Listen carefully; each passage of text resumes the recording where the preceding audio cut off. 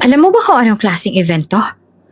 Singhal ni Yasmin na ngayon ay mas malakas na ang boses.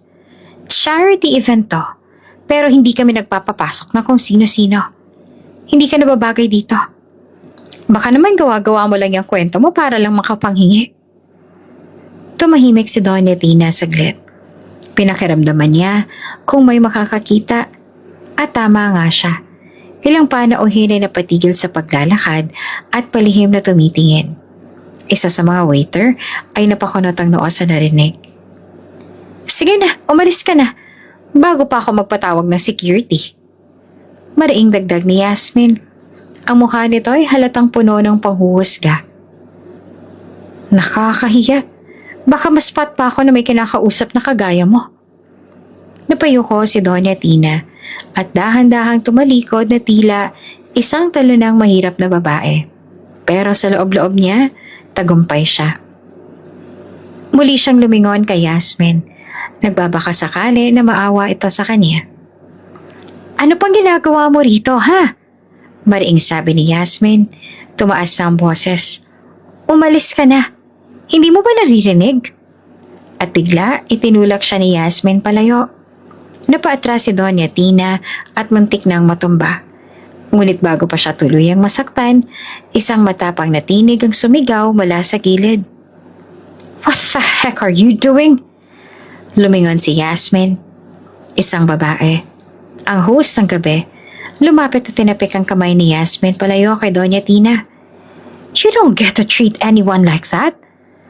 Matigas na sabi ng host. Hindi siya allowed pumasok. Obvious naman sa damit niya. Allowed siyang pumasok. Putol ng host. In fact, she is sitting at a head table. Nagulat si Yasmin. Nanlaki ang mga mata. Ano? Paano?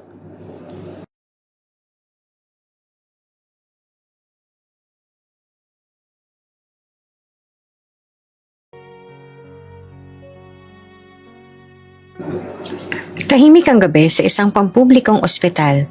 Ilang ilaw lamang ang bukas sa ward at ang ibang pasyente himbing na sa pagkakatulog. Ngunit sa isang sulok, nakaupo si Nurse Millicent sa tabi ng kama ng batang si Liam na gising pa rin. May benda ang braso ng bata at kita sa payat nitong katawan ang bakas ng karamdaman at pagod. Mahina itong bumuntong hininga habang pinapanood si Millicent na inaayos ang IV line nito. Ang bata may nilalabanan na cancer. Ganun pa man, sa kabila ng mura nitong edad, masasabi ni Millicent na ang batang ito ang pinakamatapang na pasyente na nakilala niya. Kahit kasi araw-araw itong pinapahirapan ng sakit nito, ay nananatili na matibay ang loob ng bata. Miss Nurse, tawag ng batang si Liam sa maliit na tinig. Napalingon si Millicent. Anong kailangan mo, Liam? Hindi agad sumagot ang bata. Sa halip, tila nag-ipon muna ng lakas ang loob. Pagkaraan ng ilang segundo, nagsalita ito. Alam mo po, galit po sa akin ng mama ko. Napatigil si Millicent. Napatingin siya sa bata. Kitang-kita ang lungkot sa mga mata nito. Ayaw po niya akong alagaan. Lagi po siyang galit. Parang ayaw niya ako makita. Sa tuwing nakikita ko po ang ibang mga bata dito na inaalagaan ng mga magulang nila, sa tuwing nakikita ko pong mahal na mahal sila ng mama nila, alam niyo po, naiinggit po ako sa kanila kasi gusto ko rin po na maranasan yon. Pero alam mo po, para bang hinihiling na lang po ng mama ko na hindi ako dumating sa mundong to, na hindi niya ako naging anak. Nilapit ni Millicent ang sarili sa kama. Marahang hinaplos ang buhok ni Liam. Naiintindihan ko ang nararamdaman mo, pero wag mong isipin na hindi ka mahal ng mama mo. Baka sadyang abala lang siya. Wala namang ina ang hindi magagawang mahalin ng kanilang mga anak. Isa pa, sino ba naman ang hindi kayang mahalin ka? Napakabait mo kaya. Napakatapang pa.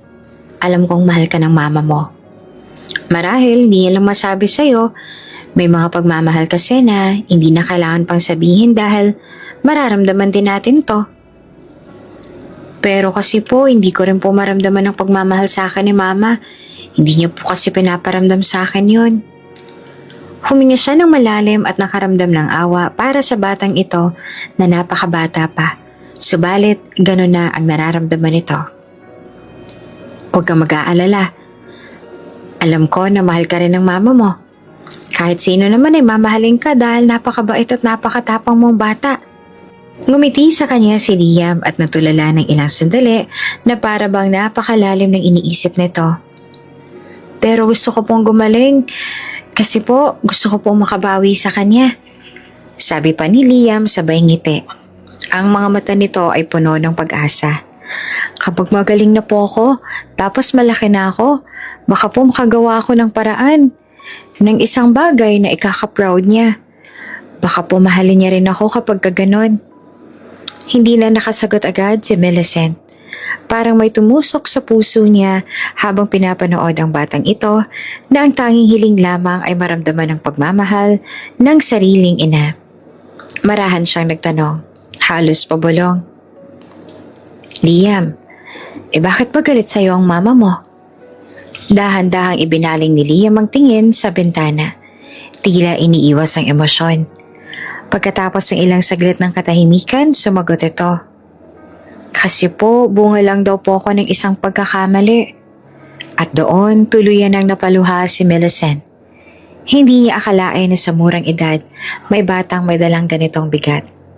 Ang batang ito na imbes na magalit, ay mas piniling magmahal. Umaasang balang araw sa kabila ng lahat, ay mamahalin din siya. Tahimik si Liam habang nakatingin sa kawalan. Tila may iniisip na malalim. Si Nurse Millicent naman ay naupo sa gilid ng kama. Hawak ang maliit na kamay ng bata. Ramdam niya ang lamig ng balat nito. Ngunit mas malamig ang mga salitang binibitawan ng inosente niyang pasyente. Bunga lang daw po ako ng isang pagkakamali. Mahina ngunit malinaw na sambit ni Liam. Hindi man lang umiwas ang tingin. Napatigil si Millicent. Tila nahigop ng bigat ng salitang yon ang lahat ng hangin sa paligid. Hinayaan niyang magpatuloy ang bata. Kahit pakiramdam niya ay mabibiyak ang puso niya sa bawat salita. Hindi po talaga kasi gusto ni mama na magkaroon ng anak. Bata pa lang po siya noon. Tapos po nabuntis siya ng lalaki na hindi po siya pinanagutan. Wala na po yung papa ko. Di ko nga po siya nakalala kahit minsan. Napakagat sa labi si Millicent. Pinipigilan ng sariling emosyon. Gusto niyang yakapin ang bata. Gusto niyang sabihin, hindi ito ang may kasalanan. Pero nanatili siyang tahimik at hinayaan ng bata na ituloy ang kanyang kwento. Sabi po nila, muntik na raw po maging artista si mama. Model po siya noon, sikat daw po. Tapos dumating po ako. Ako pong sumira sa pangarap niya, kaya po siya galit. Kasi po nung nalamang buntis siya, hindi na po siya kinuha ng mga pictorials. Hindi na po siya pinapansin ng mga producer. Parang nawala po yung pangarap niya. At ako po yung dahilan. Tumulo ang isang luha mula sa mata ni Liam. Ngunit agad na itong pinunasan gamit ang likod ng kanyang kamay. At tila sanay na itong hindi umiyak. Sinasaktan ka ba ng mama mo? Tanong ni Millicent sa mahinahong tinig. Halos ayaw niyang marinig ang sagot. Dahan-dahang tumango si Liam tsaka muli nagsalita. Opo. Minsan po kapag bad mood siya, sinisigawan niya po ako. Lalo po siyang nagagalit. Tapos po, minsan kapag galit na siya, nasasaktan niya po ako. Napapikit si Millicent. Pinipigilan ang sariling mapaiyak ng tuluyan. Hindi niya lubos maisip kung paanong may bata na sa murang edad ay natututong tanggapin ang galit. Hindi bilang bagay na mali kundi bilang kapalaran nitong dapat pagbayaran kahit pa wala naman itong kasalanan. Sabi po niya, pabigat lang po ako sa buhay niya. Ako pong nagdadala ng malas sa buhay niya kaya naman hindi niya po natutupad ang mga pangarap niya. Alam mo po, araw-araw ako nagdadasal na sana'y gumaling na po ako para hindi na ako maging pabigat kay mama. Para po makatulong na po ako sa pagtupad niya sa mga pangarap niya. Gusto ko po makabawi kay mama. Kaya kapag gumaling na po ako, kapag malaki na po ako, Baka po makagawa ako ng isang bagay. Yung bagay na matutupad ulit yung pangarap niya. Gumuhit ang malungkot na ngiti sa labi nito. Ayoko na po siyang mahirapan. Gusto ko po maramdaman na mahal din niya ako kahit minsan lang. Kahit isang beses lang po. Gusto kong maramdaman kung paano mahalin ng isang ina. Hindi na napigilan ni Millicent ang kaniyang emosyon. Marahan niyang hinaplos ang ulo ni Liam at yumuko. Pilit pinipigilan ang pag-agos ng luha. Liam, hindi mo kasalanan ang pagkabigo ng iyong ina. At hindi mo kailangang masaktan para patunayan na karapat-dapat kang mahalin. Tahimik si Liam. Ngunit sa simpleng haplos at tinig ni Millicent, tila may kaunting init ang lumambing sa puso ng batang uhaw sa pagmamahal. Nang dahil sa sinabi sa kanya ng bata, ay hindi na ito mawala sa isipan niya. Nag-aalala siya para dito, lalo pat hindi rin madaling lagpasan ang sakit na nilalabanan nito. Ayon sa mga doktor ay kailangan raw dalhin sa mas malaking ospital ang bata para mas maagapan ang karamdaman nito dahil palala na raw iyon ang palala. Hindi na kaya ng isang pampublikong ospital na puna ng kailangan na atensyong medikal ng bata dahil sa kakulangan sa mga kagamitan. Bumukas ang pinto ng hospital wing at kasabay ng pag-ihip ng malamig na hangin ay ang pagpasok ng isang babae. Matangkad, maputi at eleganteng nakaayos. Nakasuot ito ng isang simpleng puting dress at beige na blazer. Pero kahit walang makeup, ay litaw ang ganda ng mukha ng babae. Para itong lumabas mula sa isang TV commercial. Napalingon ang halos lahat ng nurse sa nurse's station. Pati si Millicent ay napahanga sa ganda nito. Sino yun? Tanong niya sa katabing nurse habang tinatapos ang charting. Napangisi ang nurse sabay sabing, siya yung nanay ni Liam. Diba parang artista? Halos hindi naman makapaniwala si Millicent. Iyon palang nanay ni Liam? Sa ganda at kinis ng balat nito, walang makakapagsabi na may anak na ang babae. Mukha ring mayaman ang babae base pa lamang sa suot nito at dala na designer bag. Kaya naman ay napapaisip siya na bakit hindi na lang dalhin ng babae ang anak sa mas malaking ospital para malang maagapan ang sakit ng bata. Lalo pa't gustong-gusto na rin ni Liam na gumaling. Pero sa mga kasunod na bulungan ng mga nurse, unti-unting nabasag ang ilusyon. Kahit ganyan yan kaganda, grabe raw yan sa anak niya. Ay oo, lagi raw late dumating. Minsan nga hindi pa dumadalaw, tsaka ayaw raw ipakilala si Liam kahit kanino. Sobra kaya nakakaawa yung bata kasi pinabaybayaan ng ina. Tapos ng isang araw, narinig ko sinabihan daw ang anak niya na pabigat. Kawawa talaga yung bata. Hindi na kumibo si Millicent. Napatingin na lang siya sa hawak-hawak niyang tray kung saan naroon ang gamot para kay Liam.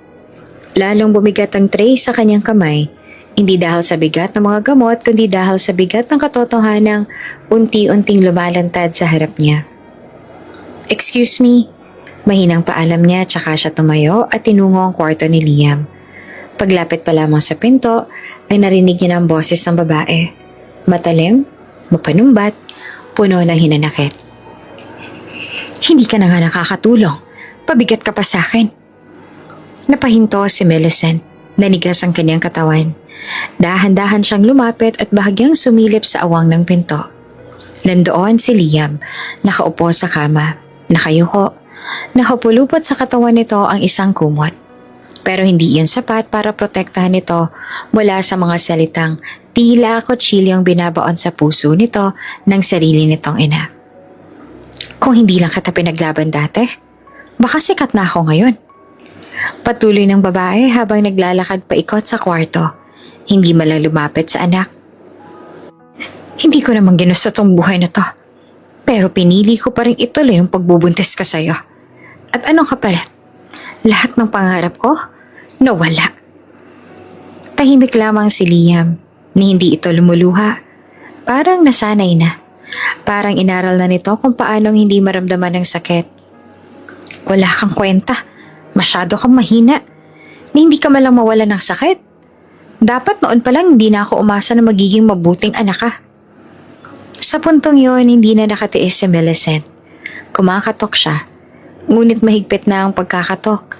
Hindi para humingi ng pahintulot, kundi para magparamdam ng paghadlang. Pagbukas ng ina ni Liam ng pinto, bahagyang nagulat ito. Nagtagpo ang kanilang mga mata, ang mga matang puno ng galit at dismaya, at ang mga matang puno ng panggigigil at pagtatanggol. Pasensya na po, oras na po para sa gamot ni Liam. Mahinahong sabi ni Millicent. Napairap ang babae, pero umalis rin nang walang pasabi. Wala man lang halik sa noo ng anak, ni isang yakap o paalam. Iniwan itong bukas ang pinto habang patuloy ang tik-tik ng kanyang high heels palayo. Pagpasok ni Millicent, napansin niya ang bahagyang pagkaan sa balikat ni Liam na para bang muling nakaligtas sa bagyo. Lumapit siya sa bata. Inilapag ang tray, tsaka mahinahong tinanong habang iniaabot ang baso ng tubig. Okay ka lang, Liam? Tumangulang ito, walang salita. Pero nang inabot ni Millicent ang kamot, sabay silang tumigil sa paggalaw. Tumulo ang isang luha sa pisngi ni Liam. Nasanay na po ako. Mahinang bulong ng bata. Sa puntong yon, si Millicent ang lumapit at niyakap ang bata. Mahigpit, puno ng pag-aalaga. Walang salitang binitawan.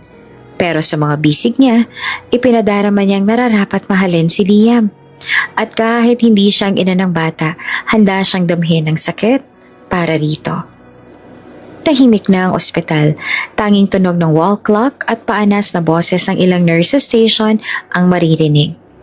Galing sa kanyang last check-up ng mga pasyente, tumigil sandali si Millicent sa hallway. 12:00 na ng hating gabi. Sa halip na diretso sa locker room para magpahinga, naisip niyang silipin muna si Liam. May kung anong gumugulo sa kanyang dibdib simula nang makita ang inang maling pinagalitan ng bata kanina. Maingat siyang naglakad patungo sa silid. Dahan-dahan niyang pinihit ang doorknob. Bahagyang sumilip sa loob at nagulat. Nakatambay sa bintana si Liam. Nakaupo sa isang silyang halos kasing laki nito. Yakap-yakap ang sarili. Habang nakatanaw sa dilim ng labas, hindi namamalayan ng bata na may mga patak na pala ng luha sa pisngi nito. Ang balikat nito ay bahagyang nanginginig sa bawat hikbi. Mabilis ang tibok ng puso ni Millicent. Lumapit siya ng dahan-dahan.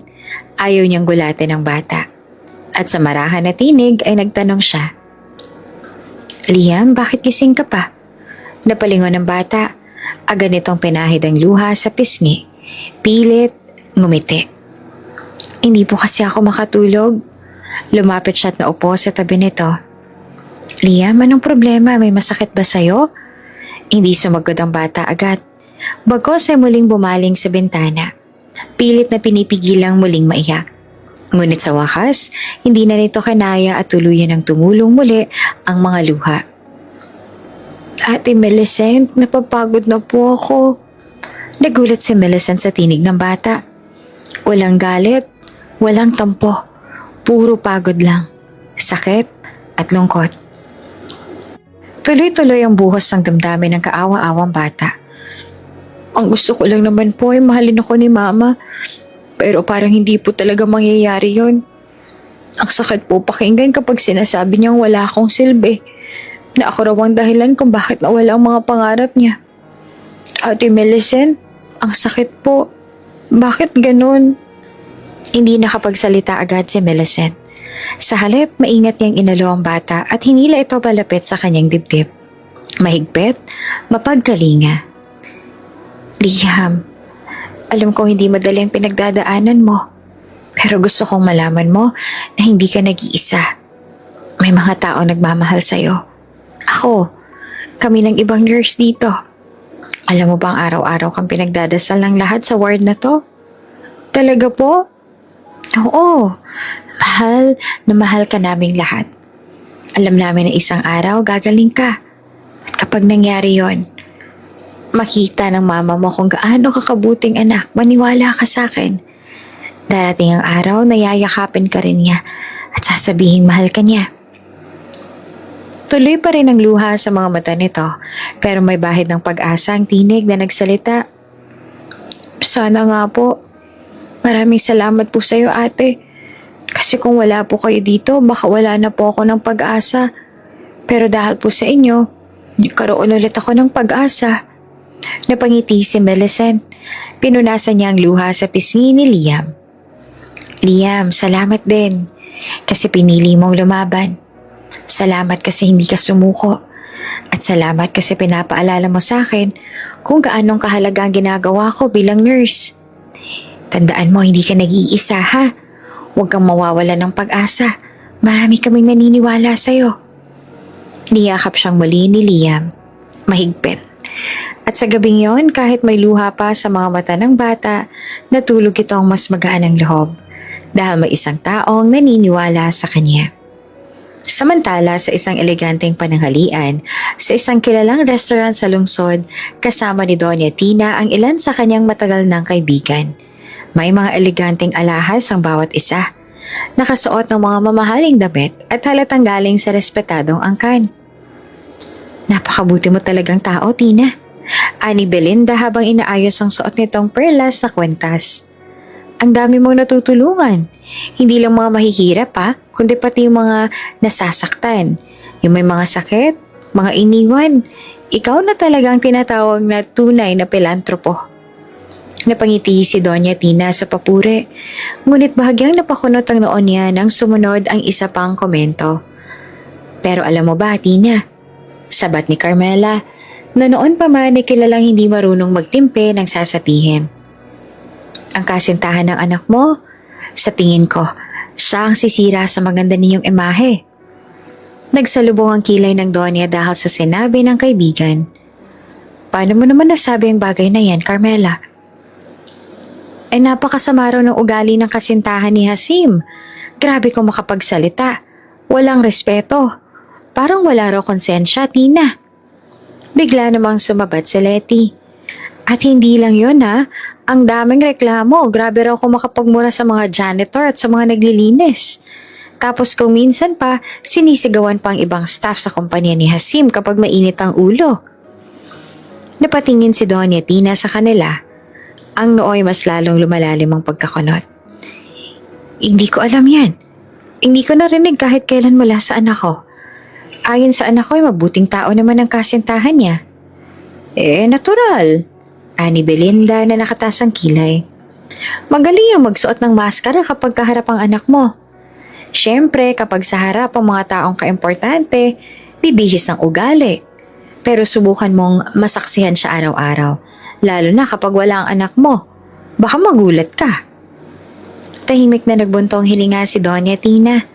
Hindi siya sanay makinig sa tsismis, lalo na't wala siyang matibay na ebidensya. Ngunit hindi rin siya manhid sa mga pagkukulang. At kung totoo man ang lahat ng sinabi ng kanyang mga amiga, ay hindi niya pwedeng ipikit ang mga mata. Kaya siguro, dagdag ni Letty, manmanan mo ugali ng babaeng to. Tingnan mo kung paano siya umasta sa mga tao sa paligid niya kapag akala niya ay walang nakatingin. Hindi kami nagsasalita ng masama para lang siraan siya, Tina. Dagdag pa ni Carmela. Gusto lang naming protektahan ka rin, lalo na't alam naming mahal na mahal mo ang anak mo. Kung masama talagang ugali ng babaeng yon, bate pati anak mo, pati ikaw, madamay sa sakit na kaya niyang gawin. Tahimik si Doña Tina habang pinagmamasa ng kape sa tasa niyang halos hindi nababawasan.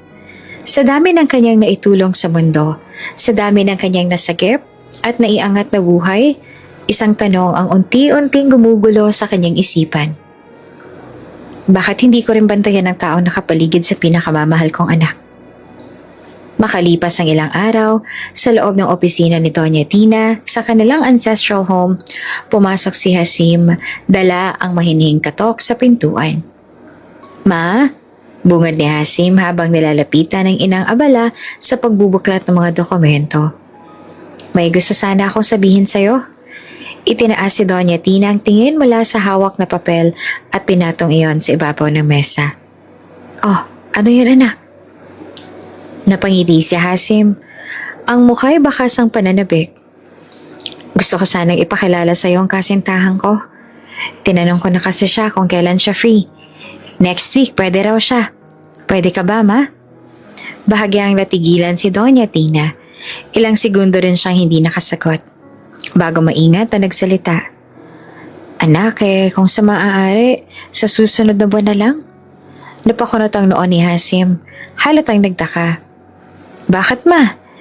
Di ba noon pa natin na pag-usapan to? Sabi mo excited kang makita siya.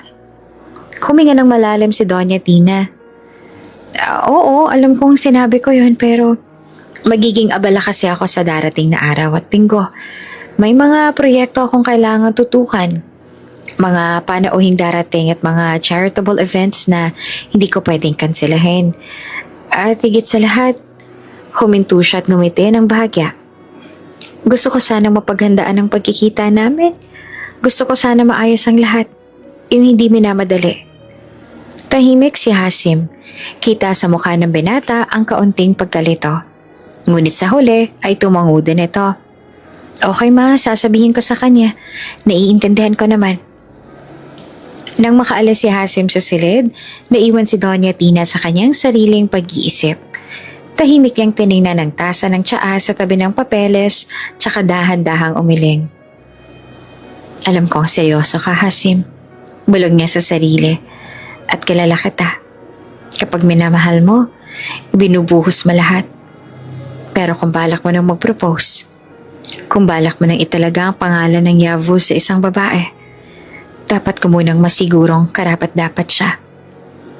Tumindig siya mula sa upuan at tumingin sa labas ng pintana sa harding puno ng rosas at bugambilya. Hindi ako bastang tumatanggap ng sino man sa pamilya, lalo na kung ang mga balita tungkol sa kanya ay hindi magaganda. At sa puntong yon na pagdesisyonan niya, sa tahimik ngunit matatag na loob, nasimula ng kanyang sariling paraan ng pag-alam. Ang tahimik na paniniktik, ang hindi inaasahang pagsubok, at ang pagbubunyag ng tunay na ugali sa likod ng ngiti. Hindi nag-aksaya ng panahon si Doña Tina. Sa gabing yon ay tinawag niya si Leticia, ang kanyang matagal ng katiwala at isa sa mga pinagkakatiwalaan niyang tauhan. Leticia, wika ni Doña Tina habang nakaupo sa malaking upuan yari sa Nara sa kanyang silid aklatan. May ipapagawa ko sa'yo, pero kailangan mong gampanan ito ng may talino at diskarte. Walang dapat makakaalam na galing sa akin ang utos na to, lalong-lalo na si Hasim. Tumango si Leticia, agad na seryosong mukha. Ano pong kailangan ninyo, senyora? Magtungo ka sa pinagtatrabahuhan ng kasintahan ni Hasim. Ayon sa mga narinig ko, siyang namamahala roon. Magpanggap ka na isa sa mga aplikante o bagong pasok na staff. Huwag kang magpakita ng kahit anong koneksyon sa akin. Gusto kong makita kung anong klase talaga siyang babae. Kapag hindi niya alam na may nakakakita. Masusunod po. Seryosong sagot naman ni Leticia. Ilang araw ang lumipas, bumalik si Leticia kay Doña Tina. Hindi nito agad sinabi ang mga detalye, pero kapansin-pansin ang lungkot at pagkadismaya sa mga mata nito. Oh, bakit ganyan ang mukha mo, Leticia? Tanong ni Doña Tina habang iniinom ang mainit na tsaa.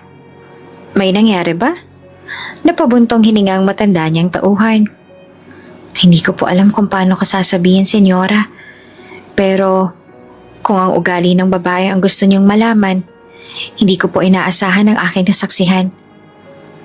Sabihin mo na, mariing sambit ni Doña Tina. Atensyon po ang kailangan ko sa front desk kaya nagtungo ko roon.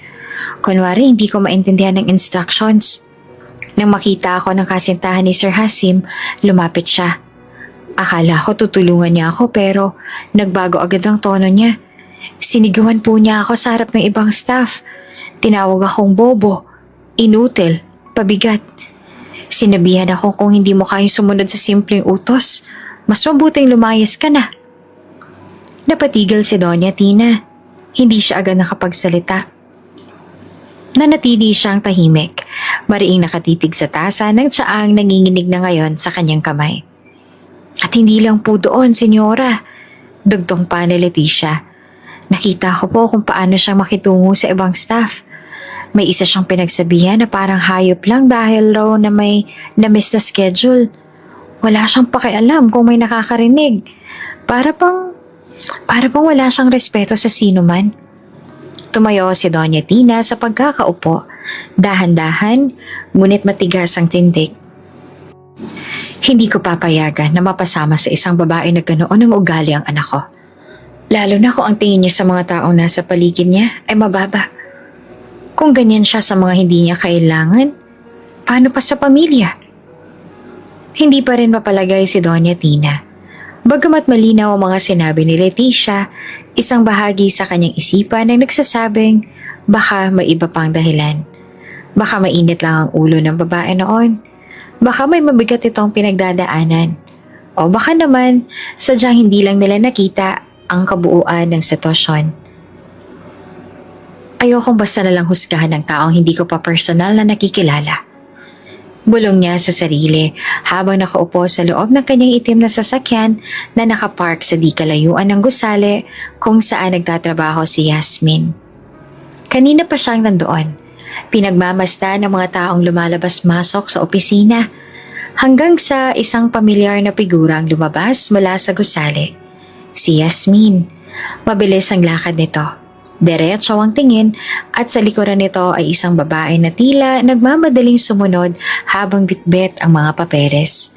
Sa hindi inaasahang sandali, bigla na lamang huminto si Yasmin at lumingon sa babae. Si Doña Tina ay hindi makapaniwala sa mga sumunod na nangyari. "Ano bang ginagawa mo?" Sigaw ni Yasmin. Ang boses nito ay lumalakas palalo. "Wala ka talagang silbi kung ganyan nga kabagal kumilos." Napaatras ang babae. Nanginginig ang mga kamay nito habang pilit inaayos ang mga papeles na nahulog sa sahig. Ngunit bago pa man ito makapagsalita, isang matalim na sampal ang dumapo sa kanyang pisngi mula kay Yasmin. "Kung hindi ka matututong gumalaw ng maayos, aalisin kita riyan sa posisyon mo. Aba, marami pang gustong pumalit sa'yo." Mariing wika ni Yasmin bago ito tumalikod at naglakad palayo. Nanatiling nakayuko ang babae. Pinipigil ang luha. Hindi na napigilan ni Doña Tina ang sarili. Bumaba siya sa sasakyan at lumapit sa kawawang babae. "Iha," mahinahong tawag niya. "Anong nangyari?" Napatingin ang babae sa kanya, bahagyang nagulat. Hindi sigurado kung dapat pang magsalita. Ngunit nang makita ang malasakit sa mukha ng matanda, sumuko ang kaba niya.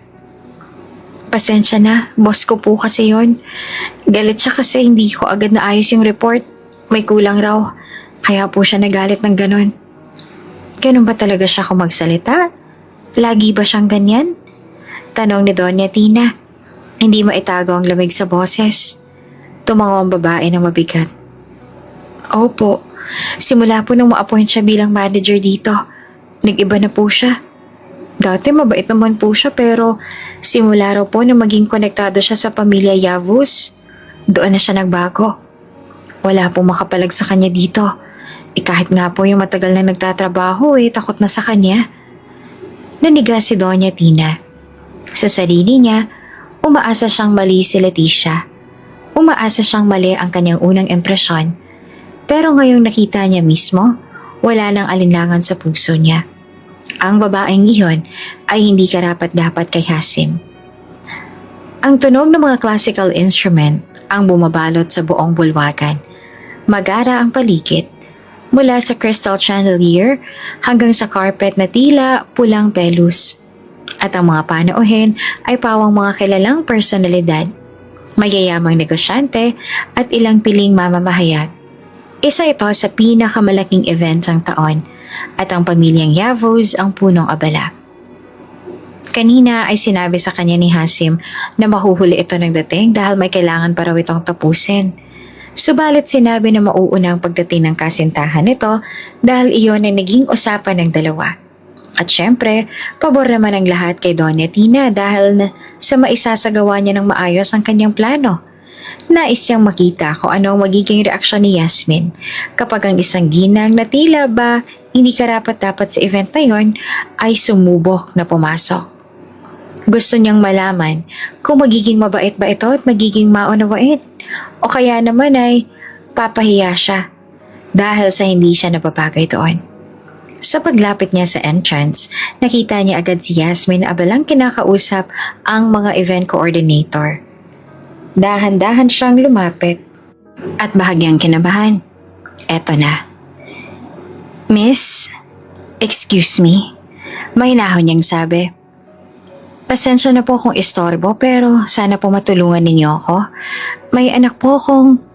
Ngunit hindi pa siya tapos sa sasabihin ay agad siyang sininghala ni Yasmin. Excuse me? Sino ka ba? Bakit ka nandito? Paumanhin. Gusto ko lang sanang humingi ng tulong. Alam ko pong may mga donors. Tumitig si Yasmin sa kanya mula ulo hanggang paa. Kita ang pagkainis sa mukha. Wala kang kaayos-ayos. Tingnan mo nga yung itsura mo. Hindi ka bagay dito. Hindi pa rin tumigil si Doña Tina sa pag-arte. Pasensya na po pero para po ito sa anak ko. Sakit. Alam mo ba kung anong klaseng event to? Singhal ni Yasmin. Ngayon ay mas malakas na ang boses. Charity ito. Pero hindi kami nagpapapasok ng kung sino-sino. Hindi ka nababagay dito. Baka naman gawa-gawa mo lang yung kwento mo para lang manghingi. Tumahimik si Doña Tina sa saglit. Pinakiramdaman niya kung may makakakita. At tama nga siya. Ilang panauhin ay napatigil sa paglalakad at palihim na tumingin. Isa sa mga waiter ay napakunot ang noo sa narinig.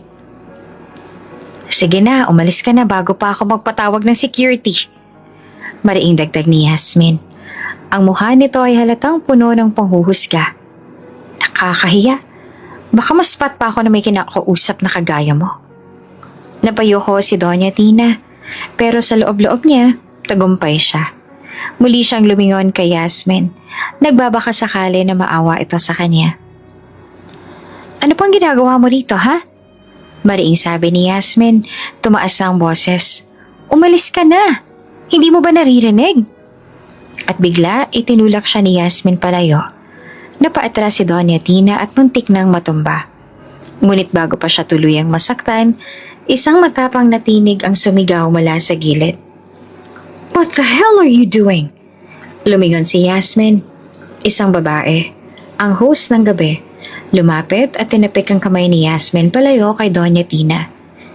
You don't get to treat anyone like that. Mabigat na sabi ng host. Hindi naman siya allowed pumasok, obvious naman sa damit niya. Allowed siyang pumasok. Putol ng host. In fact, she's sitting at the head table. Nagulat si Yasmin. Nanlaki ang mga mata. Paano? Ngumiti ang host kay Doña Tina. Let me escort you in, ma'am. Tahimik na pumasok si Doña Tina sa loob ng ballroom habang lahat ng mata ay nakatingin sa kanya. Nakaupo siya sa gitna ng main table kasama ang iba pang prominenteng bisita. Sa kanyang tabi, muling umupo si Yasmin na sa puntong iyon ay napipilitang magkunwaring maayos ang kilos. Ngunit hindi nagtagal, hindi na napigilan ni Yasmin ang pagkainis. Hindi ko talaga maintindihan. Bulong ni Yasmin, ngunit sinadyang marinig ni Doña Tina kung bakit may basurera sa table namin. Wala naman siyang karapatang makaupo dito. Para lang sa mga elitong upuan na to, di para sa mga kagaya niya. Tumikim ang host na kasabay nilang nakaupo. Talaga? So you're saying someone who donated half of tonight's total proceeds has no right to sit here? Napatingin si Yasmin sa kanya. Ano? Tumayo ang host at ngumiti. Let me introduce to you, your seatmate. Pagharap ng lahat sa direksyon ni Doña Tina, tumayo rin ito at mahinahong ngumiti. She's Doña Tina Yavuz, the mother of Hasim Yavuz, and our biggest donor tonight. What? Pautal na sabi niya. Ikinagagal ako makalala ka, Iha. Malamig ngunit kalmadong tugon ni Doña Tina. Hindi ko akalaing ganito mong tratuhin ang mga taong hindi mo kalala. Ngunit bago pa man makabawi si Yasmin, isang pamilyar na tinig ang dumating mula sa likod. Mom? Lumingon si Doña Tina at natatanaw ang anak niyang si Hasim na papalapit. Kasabay nito ay ang matalim at malamig na tingin ni Hasim kay Yasmin. Walang emosyon, pero punong-puno ng bigat. Tila ba nakita na rin ito ang lahat ng nangyari at hanggang sa makalapit ay hindi pa rin nawawala ang malamig na titig nito kay Yasmin. "We're going to talk later." Maikli ngunit matatag na sabi ni Hasim kay Yasmin. Nalamig ang katawan ng babae. Alam din ni Yasmin na nakita na ni Hasim ang lahat. At sa loob ng ilang segundo, alam din ni Yasmin na tuluyan na siyang bumagsak. Humalik si Hasim sa pisngi ng ina. "I'm sorry about that, Mom." Mahina ngunit taos puso nitong sabi. Ngumiti lamang si Doña Tina at bahagyang tumango. "It's okay, anak." Kahit tahimik ang kanilang kilos, halata sa bawat galaw nila ang tensyon. Ngunit sa harap ng mga panauhin, pinilit pa rin nilang ipakita na maayos ang lahat. Tanging si Yasmin ang hindi mapakali. Palipat-lipat ang tingin nito. Pilit iniiwasan ng titig ni Hasim at hindi mapakali sa kanyang kinauupuan. Alam ni Yasmin na sa mga sandaling iyon ay tapos na ang palabas. Wala na itong matatago. At sa harap ng taong pinaniniwalaan ni Yasmin na kaya nitong paikutin, tuluyan na nga itong nabunyag. Pagkatapos ng event ay kapansin-pansin ang bigat ng mga yapak ni Hasim habang naglalakad palayo sa bulwagan. Suot pa rin ito ang elegante at maayos na suit. Ngunit hindi iyon sapat upang pagtakpan ng malamig na ekspresyon sa mukha ng binata.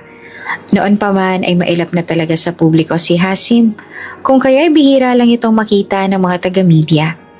Alam din ng lahat na isang cold na tao si Hasim at kadalasan ay hindi ito nagpapakita ng emosyon. Sa katunayan ay isa rin iyon sa dahilan kung bakit mataas ang respeto ng mga tao kay Hasim. Siya kasi ang tipo ng tao na mahirap i-please at mahirap ding galitin kaya ang lahat ng taong nakapaligid sa kanya ay ingat na ingat sa kanya. Subalit ngayon ay mas halaga ang atensyon sa mukha ng batang Yavuz. Halatang halata ang galit sa mga mata nito. Halata sa paraan ng kanyang paglalakad. Mabilis at diretsyo. Napuno ito ng inis. Tahimik lamang si Yasmin sa kanyang likuran. Nakasunod na parang aninong takot magingay. Takot na mas lalo pang pag-inita ng nobyo. Pagkarating nila sa parking area, naunang binuksan ni Hasim ang pinto ng kanyang sasakyan. Ngunit bago pa siya makapasok, bigla na lamang may lumapit sa kanya na isang babae. Halatang takot na takot. Nanginginig ang mga kamay habang mahigpit na hawak ang kanyang cellphone. Pwede po ba kayong makausap, Sir Hasim?" Aniya, halos pabulong. Tila natatakot na baka marinig ng maling tao. Napalingon si Hasim, bahagyang nagulat. "Ano yon?" Tiningnan siya ng babae at sa mata nito ay may gumuguhong tapang pero pinilit pa rin magsalita. "Ako po si Carla.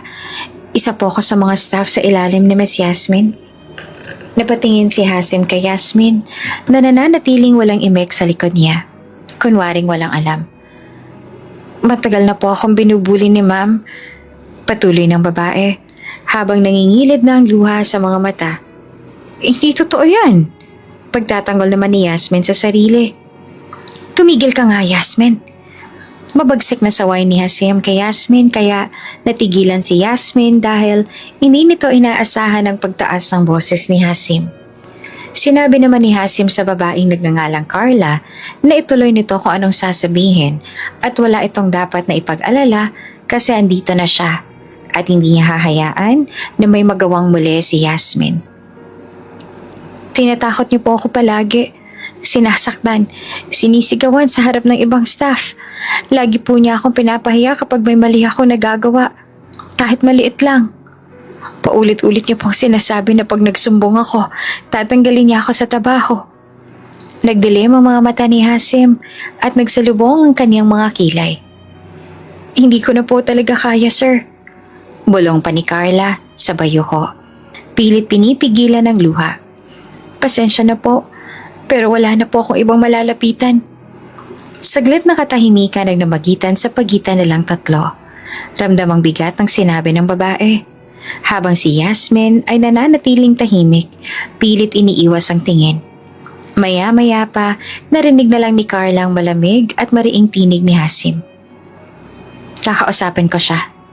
Mahinahon pero matigas ang tono nito. At hindi mo na kailangan na matakot, Carla. Salamat sa pagsasabi. Makakaasa ka na aaksyonan ko agad ang lahat ng ito. Nanlaki yung mga mata ni Yasmin. Hasim, hindi totoo. Ngunit tiningnan lamang ito ni Hasim. Malamig at walang emosyon. We'll talk, Yasmin. Marami kang kailangan na ipaliwanag sa akin. Tahimik ang biyahe nila pa uwi. Wala ni isa sa kanilang dalawa ang nagsalita. Si Yasmin panay ang sulyap kay Hasim. Pilit hinuhulaan ang iniisip ng binata. Ngunit nananatiling malamig ang ekspresyon ng mukha. Hindi rin nagpakita ng kahit anong emosyon.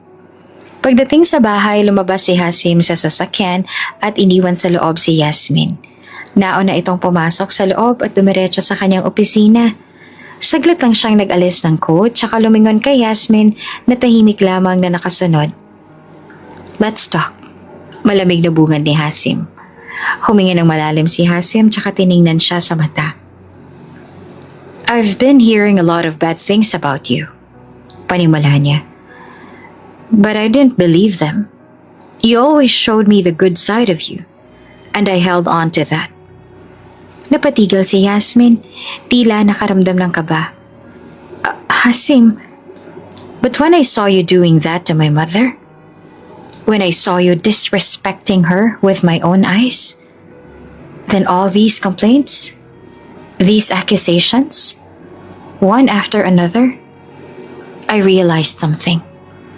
Napakuyom ng palad si Hasim. I realized this relationship won't work. Not because of what people said, but because of you. Biglang namutla si Yasmin. Are you saying you're breaking up with me because of what people told you? You're choosing their words over me? Matagal bago sumagat si Hasim. Pero nang magsalita ito, buo at matatag ang boses. Yes, mariing sagot niya. Let's end this relationship. Parang binuhusan ng malamig na tubig si Yasmin. Napatda siya. Hindi siya makapaniwala sa sinabing iyon ng nobyo. Ilang sandali siyang hindi nakagalaw. Tsaka muling nakapagsalita. So this is it? Ganun na lang? After everything? Napailing si Hasim. No. After everything you did. Tahimik ni Yasmin. Ang mga mata nito ay galit pero takot. Nanginginig ang labi nito at hindi malaman kung iiyak ba o isisigaw ang sakit. Nakatayo pa rin si Yasmin sa sala. Hindi makagalaw. Para bang naninigas ang buong katawan nito. Hindi makapaniwala sa bilis ng pangyayari. Hindi inaasahan ni Yasmin na darating sa ganito ang lahat. Lumunok si Yasmin, tsaka sinundan si Hasim papasok sa opisina nito. Tulad ng dati, hindi ito bastang sumusuko. Hasim, sabi ni Yasmin na may pakiusap sa tinig. Please don't do this. We can fix this. Pero hindi ito tiningnan ng binata. Nakatalikod si Hasim habang nakatitig sa bintana. Tila ayaw na rin itong makinig. You lied to me. Mahinang sabi ni Hasim. You showed me a version of yourself that never existed. I introduced you to my family because I thought you were the kind of woman I could be proud of. I am that woman. Giit ni Yasmin. Halos mapasigaw. I only acted that way because they kept testing me. Because they kept treating me like I wasn't good enough for you. Huminga ng malalim si Hasim. Ngayon ay humarap sa kanya. Kita sa mga mata niya ang lungkot, pero higit sa lahat ay ang pagkadismaya. That's not how you treat people, Yasmin. Especially not my mother. You screamed at her. You insulted her. You even threatened the staff member because you knew she might tell me the truth. You hurt people to protect your pride. That's because I love you, sagot ni Yasmin. And I was afraid I'd lose you. But you lost me anyway. Malamig na sagot naman ni Hasim. Tuluyan ang bumagsak ang luha ni Yasmin. Nanlumo ito. Napayuko habang nanginginig ang buong katawan. Hindi niya na napigilan ang pag-iyak. I did everything for you. Tahimik lang si Hasim. Wala nang natirang galit sa boses niya. Ang tanging naiwan ay ang pagod, ang pagbitaw. And now, I'm doing this for me. Sagot niya. Because I deserve peace. And you need to face what you have become. Get some rest, Yasmin. I'll have someone drive you back to your condo. Malamig na utos ni Hasim bago tuluyang tumalikod at lumabas na ng opisina. Naiwan si Yasmin na nakatayo, nanlalambot habang unti-unting napagtanto ang bigat ng mga nagawa. At sa unang pagkakataon, hindi na nito alam kung paano ito makakabalik sa dati. Buo na ang lahat ng plano ni Yasmin. Lahat-lahat ay planado niya na. Nakapag kinasal nga siya kay Hasim Yavuz, siya na ang may kontrol sa lahat. Tuluyan na siyang yayaman. Maaari pa na maibalik ang dati niyang buhay bago siya magkaroon ng anak. Bago tuluyang sirain ng anak niyang si Liam ang kanyang buhay at mga pangarap. Subalit sa isang iglap ay nagbago ang lahat ng iyon. Sa isang iglap lamang ay nawasak ang lahat ng plano niya at sa isip ni Yasmin. Ang anak niya na naman ang may kasalanan dahil mula pa lamang ay ito na ang nagdadala ng kamalasan sa buhay niya. Para kay Yasmin, ang pagkakaroon ng anak ay hindi biyaya kundi sumpa. Tahimik ang bahay ng mga Yavuz sa gabing iyon. Habang abala ang mga kasambahay sa paglilipit ng hapunan, nasa veranda si Doña Tina. Nakaupo sa kanyang paboritong silya habang hawak ang isang tasa ng mainit na tsaa. May kaunting kunot sa kanyang noo. Nang dumating si Hasim, tahimik, halatang pagod. Pero higit sa lahat, may mabigat na iniisip. Anak, mahinahon niyang tawag. Halika nga rito, gusto kitang makausap. Lumapit si Hasim at naupo sa harapan ng ina. Ilang sandali silang walang imik. Ramdam ni Doña Tina na may nangyari at alam na rin niya ang dahilan. Nabalitaan ko na. Simulang sabi ni Doña Tina. Yung tungkol sa inyo ni Yasmin. Hindi agad sumagot si Hasim kaya siyang nagpatuloy. I know she has her flaws. At nakita ko naman kung paanong hindi naging magandang pakikitungo niya sa akin. But if you really love her, Hasim, you could have talked to her. Maybe she's willing to change. Napatingin si Hasim sa kanyang ina. Baka sa mukha ang pagkalito at lungkot. She had so many chances, Mama. Mahinahong sagot ni Hasim. I let so many things slide because I thought love could fix it. I thought she would change eventually if I stayed by her side. But every time I defended her, she proved me wrong. She disrespected you. She mistreated people behind my back. And worse, she even pretended to be someone she's not. Tahimik na tumango si Doña Tina habang pinapakinggan ng anak. I think it's for the better. Dagdag pa ni Hasim.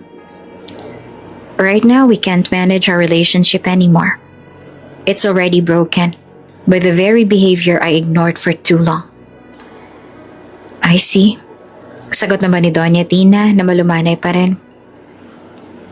Kung yan na talaga ang iyong desisyon. Muli itong sumimsim ng tsaa bago tumingin sa anak. Then I will understand. Pero sana, Hasim, sana maging maayos pa rin ang lahat. Hindi mo kayo nagkatuluyan? I hope this ends with peace and not bitterness. We all make mistakes, anak. And we all deserve chances. Pero nasa tao na rin kung gusto ba talaga nilang magbago. Tumango si Hasim. Mahina pero may pagtanggap. Oops! May break muna. Gusto mo bang ma-shoutout dito sa channel ni Ate Jane? Mag-comment lang ng lesson you learned from the latest story uploaded. Dahil pipili kami ng isang best comment of the day para i-shoutout sa susunod na upload. Kaya huwag kalimutang mag-iwan ng lesson you learned after you watch this video. Maraming salamat! Shoutout nga pala kina Carol Pimentel, Teresita Borja, at Juvie Nakano. Sa ating mga taga-subaybay, paki-comment naman po sa baba kung taga-saan kayo para alam ko kung hanggang saan umaabot ang mga kwento ni Ate Jane at para ma-shoutout ko kayo sa mga susunod pa nating mga kwento. Maraming salamat sa pakikinig.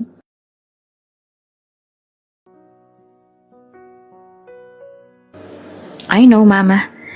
And maybe she'll change someday. But it doesn't have to be with me. Ngumiti naman si Doña Tina. Malungkot, ngunit may pag-unawa. Then I'll support you, anak. As long as you're choosing peace. Samantala si Yasmin ay hindi matanggap ang lahat ng nangyari. Hindi nito matanggap na lahat ng mga plinano nito ay mauuwi lamang sa wala. Kaya naman kahit pa si Yasmin naman talaga ang may kasalanan, hindi nito maako ang sariling pagkakamali. At mas lalo na ayaw nitong tanggapin na ito ang may kasalanan. Kung kaya naman kahit paano gumaan ang pakiramdam, kailangan nitong ibuntong sa iba ang sisi. At isang inosenteng bata na uhaw lamang sa pagmamahal at pag-aaruga ng isang ina ang tanging hiling. Malakas ang pagbukas ng pinto ng silid. Kumalabog ito sa pader sa lakas ng pagbukas ni Yasmin. Wala itong pakialam kung anong ingay ang ginawa nito. Wala itong pakialam sa kahit anong bagay ngayon. Ang tanging nasa isip ni Yasmin ay ang bigat na nararamdaman sa dibdib. Ang galit na parang apoy na hindi maapula. Hiwalay na kami ni Hasim. Galit na sigaw ni Yasmin at agad na dumiretso sa loob ng silid. Napalingon si Liam pero agad ring yumuko. Mahina ang katawan ng bata. At kahit sa pagtingin ay halata ang paghina nito. Ang IV drip ay dahan-dahang tumutulo ng gamot sa maliit at payat na braso ng bata. Ano bang ginawa ko para parusahan ako ng ganito, ha? Sigaw muli ni Yasmin. Ang boses nito ay nanginginig sa emosyon. Lahat na lang ng kamalasan sa mundong to. Akong tinatamaan. Parang wala nang magandang nangyari sa buhay ko. Kahit anong gawin ko, lahat palpak. Buwisit namang buhay to, oo. Tahimik lamang si Liam. Walang imik. Wala itong lakas. At sa murang edad ay tila naiintindihan na nitong minsan, mas nakakabuti ang hindi na lang magsalita. Ikaw, galit na turo ni Yasmin sa anak. Ikaw ang malas sa buhay ko. Simula nang dumating ka, wala na akong kapayapaan. Wala nang naging maganda sa buhay ko. Napasinghap si Liam. Pero pinilit pa rin hindi tumanaw ng tingin sa ina. Nakatitig lang si Liam sa kanyang IV drip. Sa patak ng gamot na tila mas mabagal pa sa oras na lumilipas. Siguro kung hindi ka dumating sa buhay ko, baka masaya na ako ngayon. Baka hindi ako iniwan ni Hasim. O kaya, baka sikat na ako. Baka kahit paano ay may direksyon pa ang buhay ko. Patuloy ni Yasmin. Ang mukha nito ay basang-basa ng luha. Hindi naglungkot, kundi ng purong galit. Masama ba talaga akong anak, Mama? Mahina at halos bulong na tanong ni Liam. Oo, ikaw ang nagdadala ng malas sa buhay ko. At alam mo ba, kinakahiya kita dahil napakahina mo. Sa tuwing may nagtatanong sa akin kung may anak na ba ako, ang lagi kong sinasabi, wala akong anak. Wala akong anak. Wala akong anak na kagaya mo. Sagot ni Yasmin na hindi malang lumingon. Sana mawala ka na lang sa buhay ko. Sana mawala ka na lang. Napapikit si Liam. Pilit tinatago ang sakit sa dibdib na higit pa sa kanyang iniindang karamdaman. Isang tila kutsilyong salita ang bawat bitaw ng kanyang ina. At bagamat bata pa si Liam, daba niya ang bigat ng mga iyon. Sana hindi ka na lang isinilang. Sana hindi ka na lang dumating sa buhay ko. Sana nga sinunod ko na lang ang payo ng manager ko noon na ipalaglag kita. O kaya sana namatay ka na lang kasama ng walang kwenta mong ama. Dagdag pa ni Yasmin habang ang boses nito ay malapit na sa pagliyab. Baka ngayon masaya pa ako. Hindi ko nararanasan ang letseng buhay na to. Bahagya ring natigilan si Yasmin nang makita nito ang pagpatak ng luha sa mga mata ng anak. Hindi rin ito makapaniwala sa sariling mga sinabi. Pero sa init ng emosyon ay hindi rin iyon binawi. Bagos tumalikod ito at galit na lumabas ng kwarto. Muling ibinagsak ang pinto. Sa pag-alis ng ina, tanging katahimikan ang naiwan. Tahimik, malamig, mabigat. Doon lalong dumami ang mga luha sa pisngi ni Liam. Hindi ito umiyak ng malakas, walang hikbi, walang ungol. Tanging tahimik na pagpatak ng luha ang sumabay sa patak ng Ivy sa kanyang braso. Napatingin siyang muli sa botelya ng gamot na nakasabit sa gilid ng kama. Isang tanong ang unti-unting lumilitaw sa kanyang isipan. Bakit ba ako isinilang kung hindi naman pala ako kailanman kayang mahalin ng aking ina? Tumingin siya sa labas ng bintana. Tahimik. Maliwanag ang araw. Pero para kay Liam, gabi pa rin ang paligid dahil sa napakadilim ng kanyang mundo. At sa loob ng ospital na iyon, isang batang may sakit ang nananatiling mag-isa. Hindi dahil walang pamilyang kasama, kundi dahil iniwan siya ng taong pinaka-naaasam niyang magmahal sa kanya. Ang ina niyang si Yasmin. Ang ina na sana'y kanlungan niya, ngunit ngayon naging dahilan ng pinakamalalim na sugat sa kanyang puso. Maaga pa lamang gising na si Liam. Nakatingin siya sa bintana ng silid habang dahan-dahang sumisikat ang araw. Mahina pa rin ang katawan niya, ngunit pilit niyang iniangat ang likod para maupo sa kama. Kasama na sa araw-araw niyang gawain ang pag-aakto na parang ayos na lahat, na hindi siya iniiwan, na hindi siya nasasaktan, na hindi siya naghihintay. Pinilit niyang ngumiti habang kinakausap ang staff toy na bigay ng isang dating volunteer. Alam mo, Teddy, siguro busy lang si Mama. Babalik din yun. Di naman niya ako kayang talikuran, diba? Mahina niyang bulong habang nilalambing ang laruan. Naputo lang kanyang kwentuhan nang pumasok ang nurse. Si Nurse Millicent. Dala-dala ang tray ng gamot at isang tasa ng mainit na gatas. Good morning, Liam! Masiglang bati ni Millicent.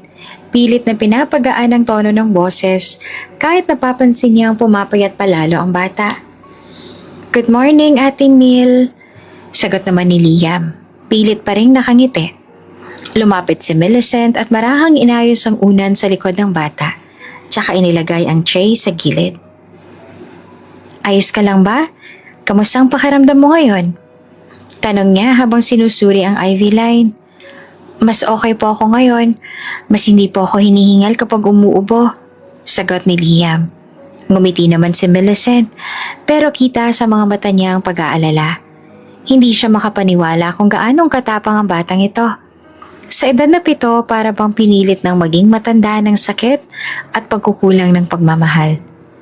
Nakita mo po ba si Mama, ate? Tanong bigla ni Liam.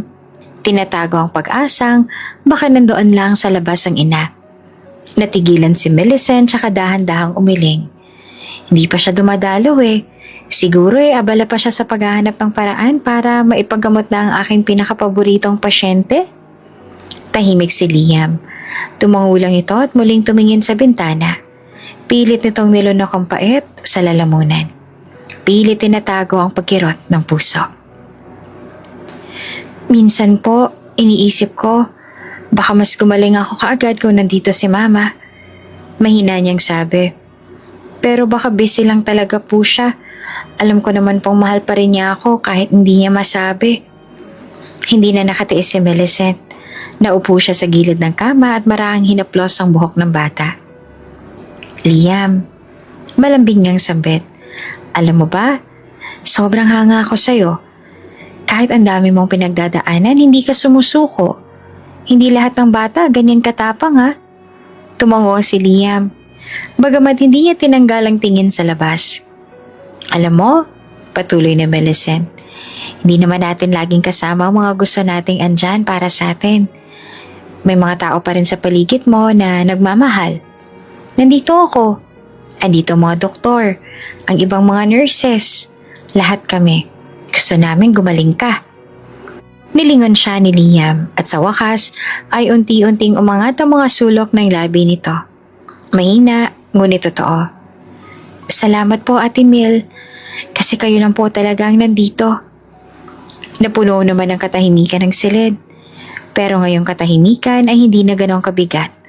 May kaunting gaan na sa hangin, na tila may nag-aalagang kamay na tahimik na dumadampi sa sugatang puso ni Liam. Lumuhod si Millicent sa tabi niya, sabay hawak sa kanyang kamay. Makakaraos din tayo, Liam. Magiging maayos din ang lahat. Basta, kapit lang ha. Hindi mo kailangan kayanin na mag-isa. Napatingin si Liam sa kamay niyang hawak ni Millicent. Mainit, mahinahon, at puno ng pag-aalaga. At sa unang pagkakataon matapos ang matagal na panahong walang yakap, walang halik, at walang haplos mula sa sariling ina, ramdam niya na hindi siya nag-iisa. Habang lumilipas ang araw ng katahimikan at sakit, unti-unting lumalaban ang puso ni Liam. Hindi man dahil sa pagmamahal ng ina, kundi dahil sa pag-asa na sa mundong ito, may mga taong handang magmahal kahit hindi ka nila anak. At minsan, sapat na yon para hindi bumitaw. Muling dumaan ang mga araw na tila paulit-ulit lang para kay Liam. Gising sa umaga, gamot sa tanghali, katahimikan sa gabi.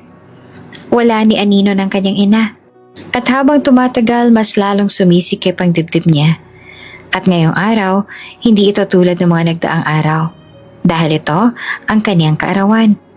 Ang ikawalo niyang kaarawan. Baka ngayon siya dumating. Mahinahong bulong ni Liam sa sarili habang nakatingin sa pinto. Birthday ko ngayon, sigurado ako na naaalala ni Mama ang kaarawan ko. Ngunit dumaan ang umaga, tanghali, hapon. Wala pa rin. Nakahiga si Liam habang pinagmamasdan ng kisame. Pigil ang luha. Pigil ang damdamin. Pero ang puso niya, unti-unti nang nadudurog at nagdurugo. Nang biglang bumukas ang pinto ng kanyang silid, may hawak na maliit na cake si Nurse Millicent. May makukulay na kandila ito. May dala rin itong maliit na kahon na halatang pinaghirapan pa nitong balutin. Habang lumalapit ay kumakanta si Millicent ng happy birthday song. Napalingon si Liam. Gulat at unti-unting napangiti. Isang totoo at mahina, ngunit punong-puno ng pasasalamat. Nang matapos ang kanta, inilapag ni Millicent ang cake sa maliit na mesa sa gilid ng kama. Happy birthday, Liam! Sabi niya at may bakas ng luha sa gilid ng mata, ngunit may ngiti sa labi. Hiling ko, sana gumaling ka na. Kasi gusto ko sa susunod na birthday mo, hindi na kita babantayan dito sa ospital, kundi makikita na kitang tumatakbo, malakas at masayang masaya. Napaluha si Liam, pero ngumiti siya. Salamat po, Ate Mil.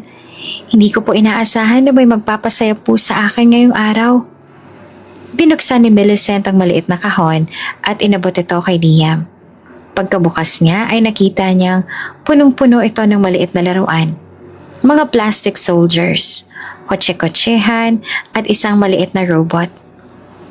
Ayan, mga kasama mo habang nagpapalakas ka. Biro ni Millicent habang inaayos ang unan niya. Siyempre pati ako makakasama mo rin. Tumawa si Liam kahit may luha pa sa kanyang mga mata. Salamat po talaga. Kahit po hindi dumating si Mama, hindi ko po naramdaman na nag-iisa ako dahil sa inyo. Nagpatuloy ang araw na iyon na puno ng tawanan, laro at munting kasiyahan sa ospital. Isang payak na selebrasyon ngunit totoo at galing sa puso. Ngunit pagsapit ng gabi, muling sumilay ang katahimikan. Pagkatapos ng cake, laro at kwentuhan, naiwan na si Liam sa kanyang kama. Nakatingin sa pinto, tahimik. May kandilang nakatabi sa mesa.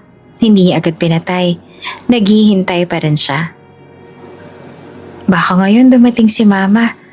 Bulong niya sa sarili. Baka sa gabi lang talaga ang plano niyang pagpunta. Lumipas ang oras hanggang sa ang kandila ay unti-unting naupos at sumapit na ang sumunod na petsa ng buwan. Ibig sabihin ay natapos na ang kaarawan ng bata. Ngunit hindi dumating ang ina nito. Nagkunwari si Liam na antok na siya. Ngunit nakadilat pa rin ang mga mata habang nakatingin sa kisame. Tahimik lang siyang nakahiga ni walang paggalaw. Parang natutulog pero gising ang puso niya. Gising at muling nadurog. Kinabukasan sumikat ang araw. Ang liwanag ay muling bumungad sa kanyang silid. Pumasok si Millicent bitbit ang tray ng almusal. Ngunit napansin niyang hindi masyadong gumalaw si Liam. Tahimik ito. Malungkot ang mga mata. Good morning, birthday boy! Bati ni Millicent at pilit pinapasigla ang boses. Ay, teka, hindi na pala birthday, belated na. Ngumiti si Liam, pero bakas sa mga mata ang pagod at lungkot na hindi niya maitago. Hindi siya dumating, Ate Mil. Mahina niyang sabit. Siguro talaga po kinalimutan niya na ako. Siguro hindi niya maalala kung kailan ako sinilang. Hindi agad nakaimik si Millicent. Lumapit siya sa kama. Hinawakan ang kamay ng bata at marahang niyakap. Hindi ko alam ang dahilan kung bakit wala siya, Liam. Mahina niyang sabi. Pero hindi mo kasalanan ito.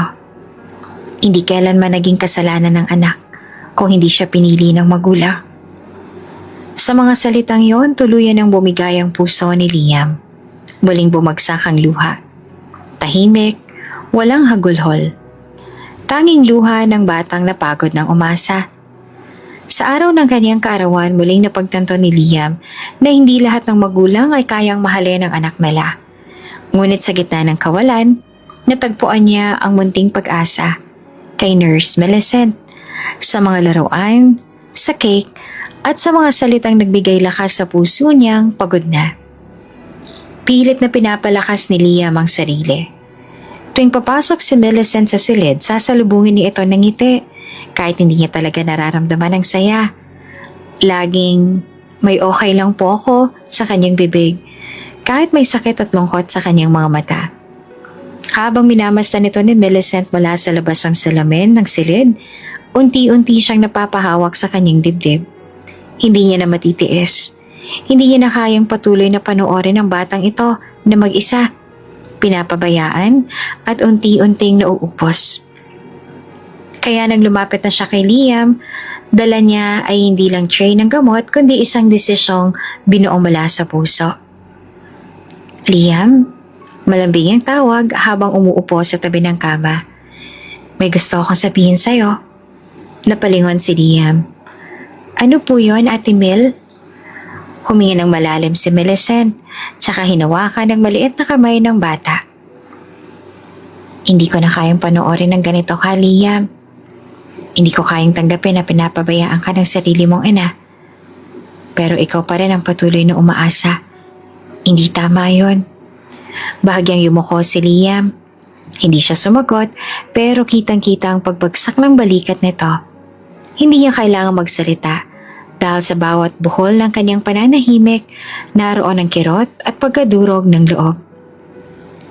Kaya't ipinatong ni Millicent ang kanyang palad sa likod ng kamay ni Liam. Liam, hahanap ako ng organisasyon. Yung mga pwedeng tumulong sa'yo. Mga foundation na tutulong para matuloy ang gamutan mo. Para gumaling ka. Hindi ka na mag-isa. Hindi kita pababayaan. Napatingin si Liam. Nanlaki ang mga mata sa gulat. Talaga po, Ate Mil? Tumango si Millicent. At sa saglit na yon, halos mabiyak ang puso niya sa biglang pagkinang ng mga mata ng bata. Yung pag-asa na matagal nang nawala, muling sumindi.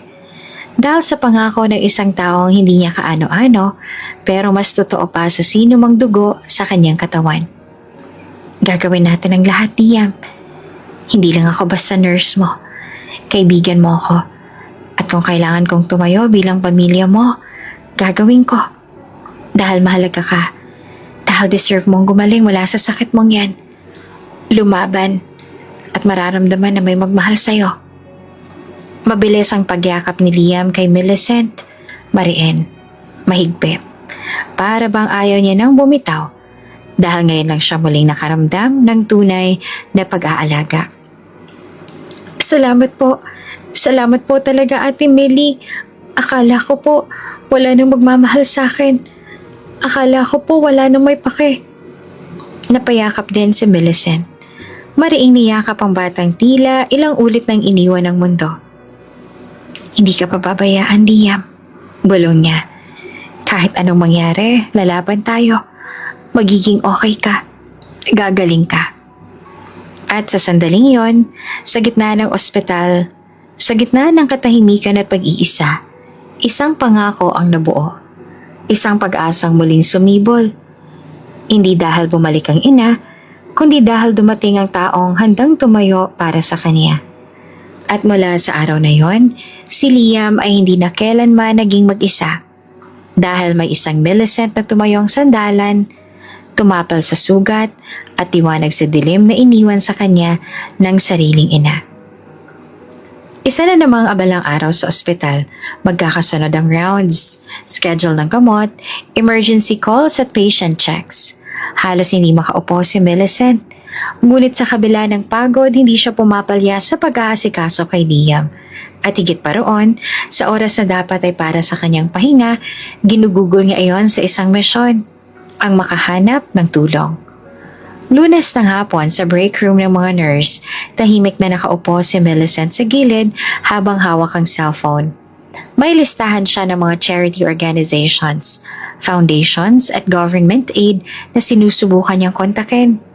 May ilang sumagot na nangako magpapadala ng form, habang ang iba ay nangangailangan ng mas kompletong medical abstract ni Liam. Millicent, tawag ng isa sa kanyang mga kaibigang nurse na si Nurse Yan. Kumain ka na ba? Kanina ka pa nakayuko dyan ah. Napatingin si Millicent at napapangiti. Ngunit halata ang pagod sa kanyang mukha. Hindi pa nga magtatry lang akong tumawag sa isa pang foundation. Baka sakaling sumagot sila. Grabe ka ah, sabi ni Nurse Lani habang kinukuha ang juice sa mini-fridge. Every break time mo, si Liam pa rin ang iniisip mo. Masyado ka namang attached sa batang yon ha? Tumigil si Millicent sandali, tsaka tumingin sa kanila. Tahimik, tila nag-iipon ng lakas ng loob bago magsalita. Alam niyo, panimula niya, di ko talaga alam kung kailan nagsimula. Pero habang tumatagal ako nag-aalaga kay Liam, pakiramdam ko parang hindi lang siya pasyente. Parang may bahagi na siya ng puso ko. Nagkatinginan ng mga kaibigan niya, nakikinig. Napakabait niyang bata, dagdag niya. Tahimik, magalang, hindi nagrereklamo kahit ramdam mong sobra ng sakit. At sa kabila ng lahat, pilit siyang umingiti. Napabuntong hininga si Millicent. Pero ang pinakamasakit, yung pinabayaan siya ng sarili niyang ina. Ilang linggo na, ni anino, ni tawag, ni mensahe, wala. Sa edad niya, dapat yakap siya ng kanyang ina. Pero ang natatanggap niya, katahimikan. Lumingon si Yen at umupo sa tabi niya. Kaya mo ginagawa to, no? Hindi lang para sa gamutan niya. Gusto mong maramdaman niya na kahit hindi siya pinili ng kanyang ina, may iba pa ring taong pipili sa kanya. Tumango si Millicent. Bakas ang emosyong pinipigilan. Ayoko kasing maramdaman niyang mag-isa siya. Ayoko siyang mawalan ng pag-asa. Kung wala nang ibang tutulong sa kanya, ako na lang. Kahit mahirap, kahit pagod na ako, hindi ko siya iiwan. Napangiti si Lani at Carla. Alam mo, Mel, sabi ni Lani, sobrang bait mo. Hindi lahat kayang gawin ang ginagawa mo ngayon. At kung may karapat-dapat magmahal at alagaan ng isang batang tulad ni Liam, ikaw yon. Napayuko si Millicent. Pilit tinatago ang luha sa sulok ng kanyang mga mata. Ginagawa ko lang sa tingin ko'y tama. Mahina niyang tugon. Lahat tayo may dahilan kung bakit tayo narito. Siguro sa kaso ko, si Liam ang dahilan. At sa bawat araw na dumaraan, patuloy si Millicent sa pag-abot ng tulong.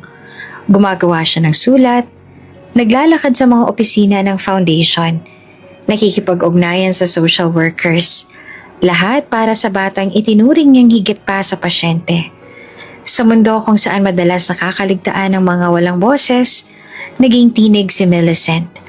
Isang paalala na minsan, hindi mo kailangang magkaanak para magmahal na parang tunay na ina. Pasensya na po ma'am, pero sana po matulungan ninyo ang pasyente ko. Bata pa po siya, may malubhang sakit sa dugo at kailangan ng sunod-sunod na gamutan. Wala po siyang pamilya na sumusuporta sa ngayon. Siya lang.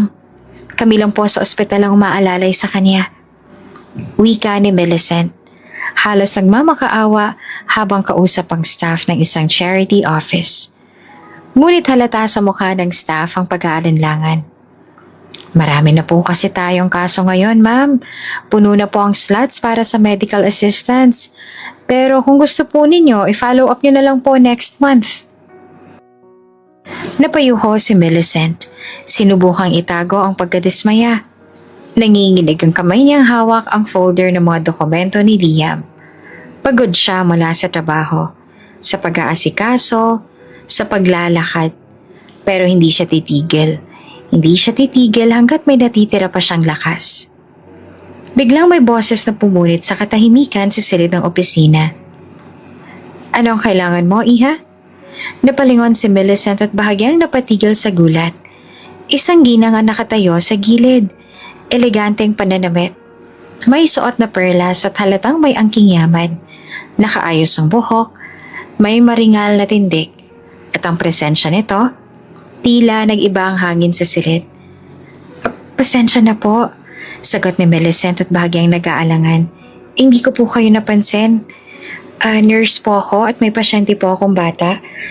Kailangan niya ho sana ng tulong, ma'am. Tumango ang ginang at lumapit. Ako si Tina Yavuz. Pagpapakilala ng ginang sabay ngiti. Maaari ba tayong mag-usap sandali? May malapit na coffee shop dito. Libre mo lang ako ng oras, Iha. Nagkatinginan ng staff sa opisina. Kilala si Doña Tina sa mga medical foundations bilang isang matagal ng donor at taga-suporta ng mga outreach program para sa mga batang may malulubhang karamdaman. Walang pag-aatubili, tumango si Millicent. Opo, ma'am, maraming salamat po. Sa coffee shop, umupo sila sa isang pribadong lamesa sa sulok. Tahimik ang ambience. May malumanay na tugtugan sa background. Umorder si Doña Tina ng tea, habang si Millicent naman ay hindi halos mapakali. Pilit inaayos ang hawak na folder. Ngayon, sabihin mo sa akin. Wika na ginang habang tinitimpla ang tsaa. Anong klaseng tulong ang kailangan ng pasyente mo? Hinugot ni Millicent ang folder at inilatag sa harap ni Doña Tina. Nandoon ang pangalan ni Liam. Ang diagnosis, aplastic anemia. Ang treatment options at ang estimated cost ng gamutan. Si Liam po, 8 taong gulang. Wala pong nanay o tatay na nag-aalaga sa kanya ngayon. Iniwan po siya ng ina at kami na lang pong mga nurse ang nag-aalaga sa kanya. Wala po siyang kakayang ipagpatuloy ang treatment. Kailangan po niya ng series of transfusions, special medications at posibleng bone marrow transplant kung lalala pa. Kailangan po talaga namin ng tulong. Tahimik si Doña Tina habang nagbabasa. Tumatango-tango habang iniisa-isang dokumento. Kaya pala, halata sa'yo na hindi ka lang basta nurse. Puno ka ng malasakit. Sabi ng ginang. Ngumiti si Millicent. Ngunit baka sa mga mata ang pagod. Hindi ko po kayang pabayaan si Liam. Napakabait po niya, ma'am. Tahimik, matapang, at napaka maunawaing bata. Kaya kahit hindi ko siya anak, parang anak na rin ang turing ko sa kanya.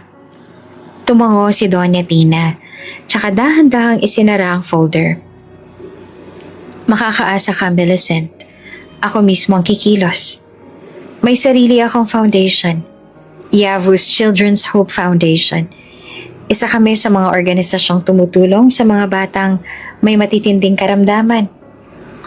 Ipagagawa ko agad ang evaluation ng kaso ni Liam at kapag na-verify ang lahat ng papeles, ilalagay natin siya sa ilalim ng aming medical assistance program. Sagot na namin ang gamutan. Halos hindi makapaniwala si Millicent.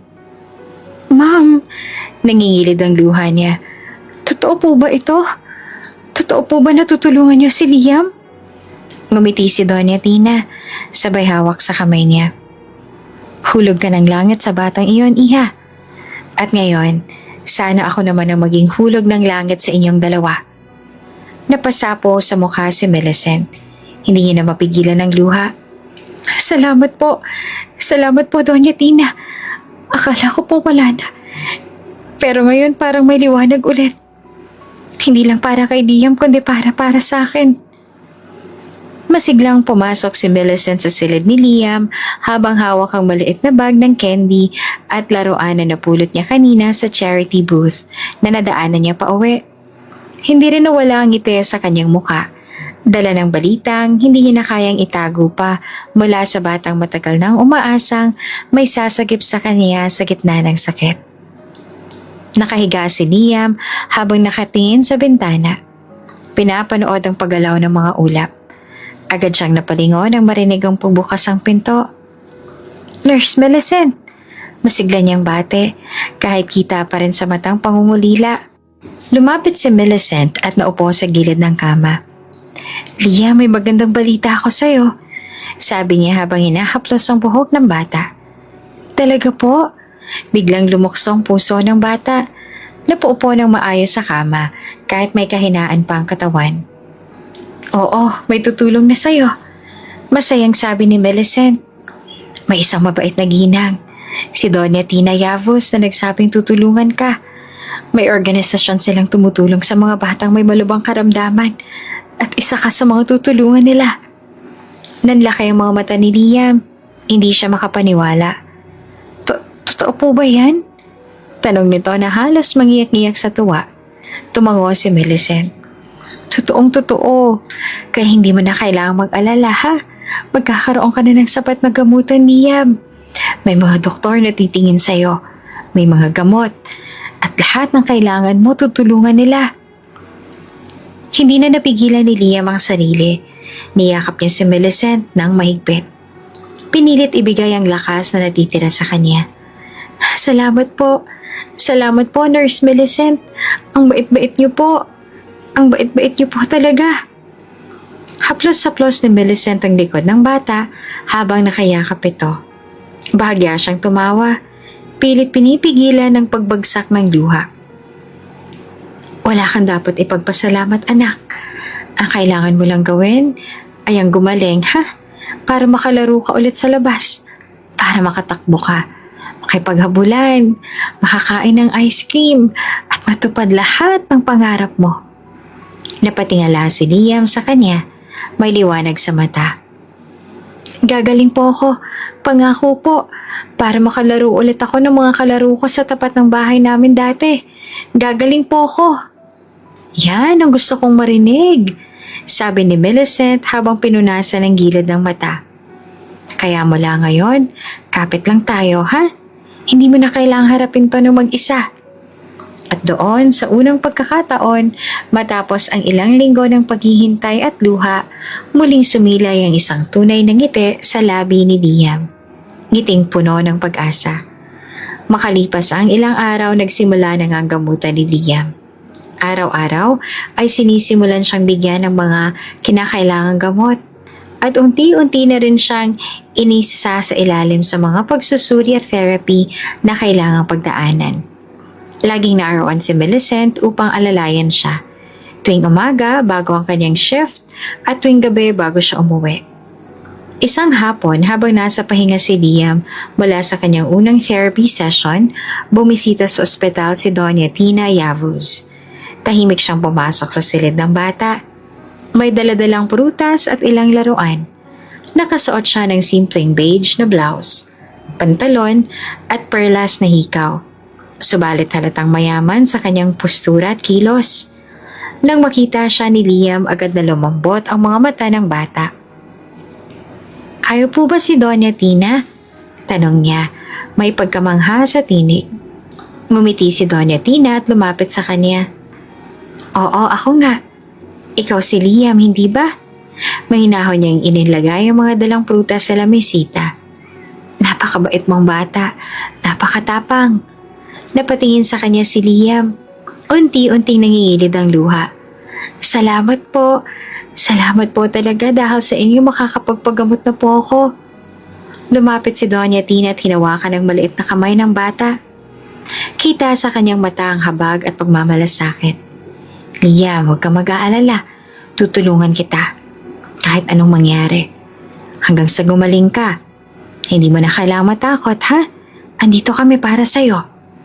Tumango si Liam habang pinupunasan ang sariling luha. Sa mahinang tinig ay nagtanong siya, Doña Tina, pwede ko po ba kayong yakapin? Hindi na nag-atubili ang ginang. Agad siyang yumuko at iniabot ang kanyang mga braso. Siyempre naman, apo. Mahina niyang sabi. Mahigpit na niyakap ni Liam si Doña Tina. Na tila ba matagal niya nang inaasam ang yakap ng isang taong may malasakit. At sa sandaling yon, tila ba kahit papaano nabawasan ng bigat sa dibdib ng bata. Ramdam niya na hindi na siya nag-iisa sa laban. Muling napatingin si Millicent mula sa gilid ng silid. Pinagmamasdan ng tagpo. Muling nabuo ang ngiti sa kanyang labi. Dahil sa wakas, may liwanag na sa mundong minsang naging madilim para kay Liam. Makalipas ang ilang linggo ng tuloy-tuloy na gamutan, sa wakas ay muling dumalaw si Yasmin, ang ina ni Liam. Hindi niya pinagsabihan si Millicent, kaya't nagulat na lamang ang nurse nang makita itong pumasok sa ospital. Ma? Masayang sigaw ni Liam nang makita ang ina. Tuwang-tuwa siya. Agad niyang sinubukang bumangon kahit mahina pa ang katawan. Ang tagal mo po bago bumalik. Ngunit malamig pa rin ang tingin ni Yasmin. Sa halip na yakapin ng umiti, tumayo lang siya sa gilid ng kama. Tila naiirata pa sa presensya ng bata. Wala siyang dala, ni isang laruan o prutas man lang. Wala rin saya sa kanyang mga mata. Tanging pagod at pagkayamot. Ma, patuloy ni Liam. Pilit pinapasaya ang tinig. May tutulong na po sa akin. May donya po na mabait. Si Doña Tina. Siya po magpapagamot sa akin. Imbes na matuway, umirap si Yasmin at nagbuntong hininga ng malalim. Alam mo ba? Kaya lang naman ako nandito dahil nakiusap ang kaibigan ko na dalawin kita. Malamig at walang emosyon niyang sinabi. Kung hindi siya nakiusap sa akin, ni ayoko nga makita ka. Parang binagsakan ng langit at lupa si Liam. Napalunok siya. Pilit pinipigilan ang sariling luha. Ma, mahina niyang tawag. Kung mamamatay po ba ako, magiging masaya ka na? Matagal na katahimikan. Tiningnan siya ni Yasmin ng walang alinlangan. Oo, siguro nga yan ang ikakatahimik ko. Kung wala ka na, baka doon lang ako magiging masaya. Wala siyang nasabi. Wala na siyang ibang nagawa kundi dahan-dahang tumango. Hindi niya na muling tinanong ang ina. Hindi na siya umiyak. Tanging katahimikan at matigas na pagtanggapang namayani sa kanyang munting puso. At sa pintuan ng silid, naroroon si Millicent. Tahimik na sakse sa lahat ng narinig.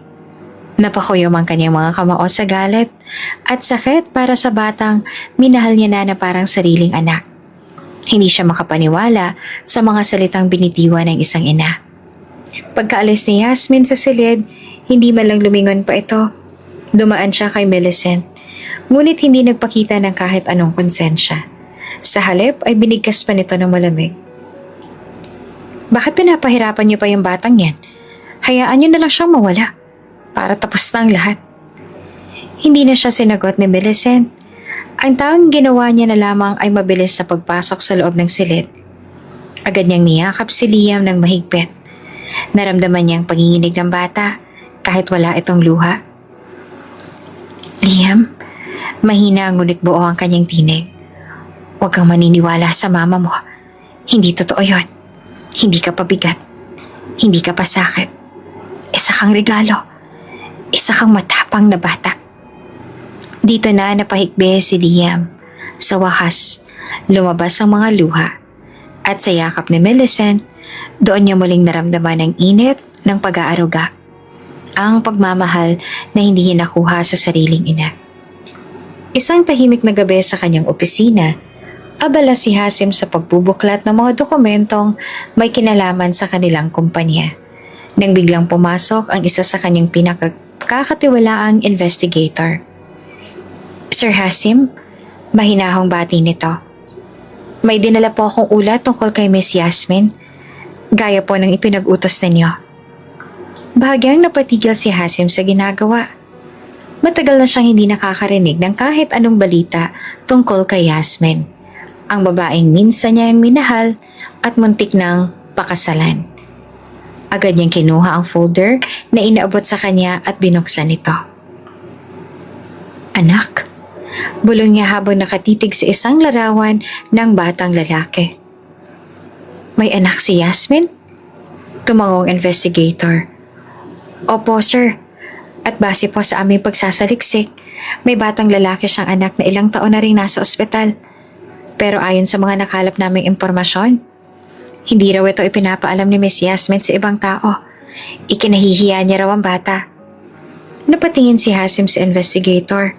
Hindi makapaniwala. Ikinakahiya? Opo, sir. Ni minsan na hindi niya to binanggit sa mga kaibigan niya. Wala rin pong record ng kahit anong suporta mula sa kanya. Kaya isa pong nurse ang kumukup-kup at nag-aalaga sa bata. Labis ang pagkagulat ni Hasim. Pakiramdam niya ay binuhusan siya ng malamig na tubig.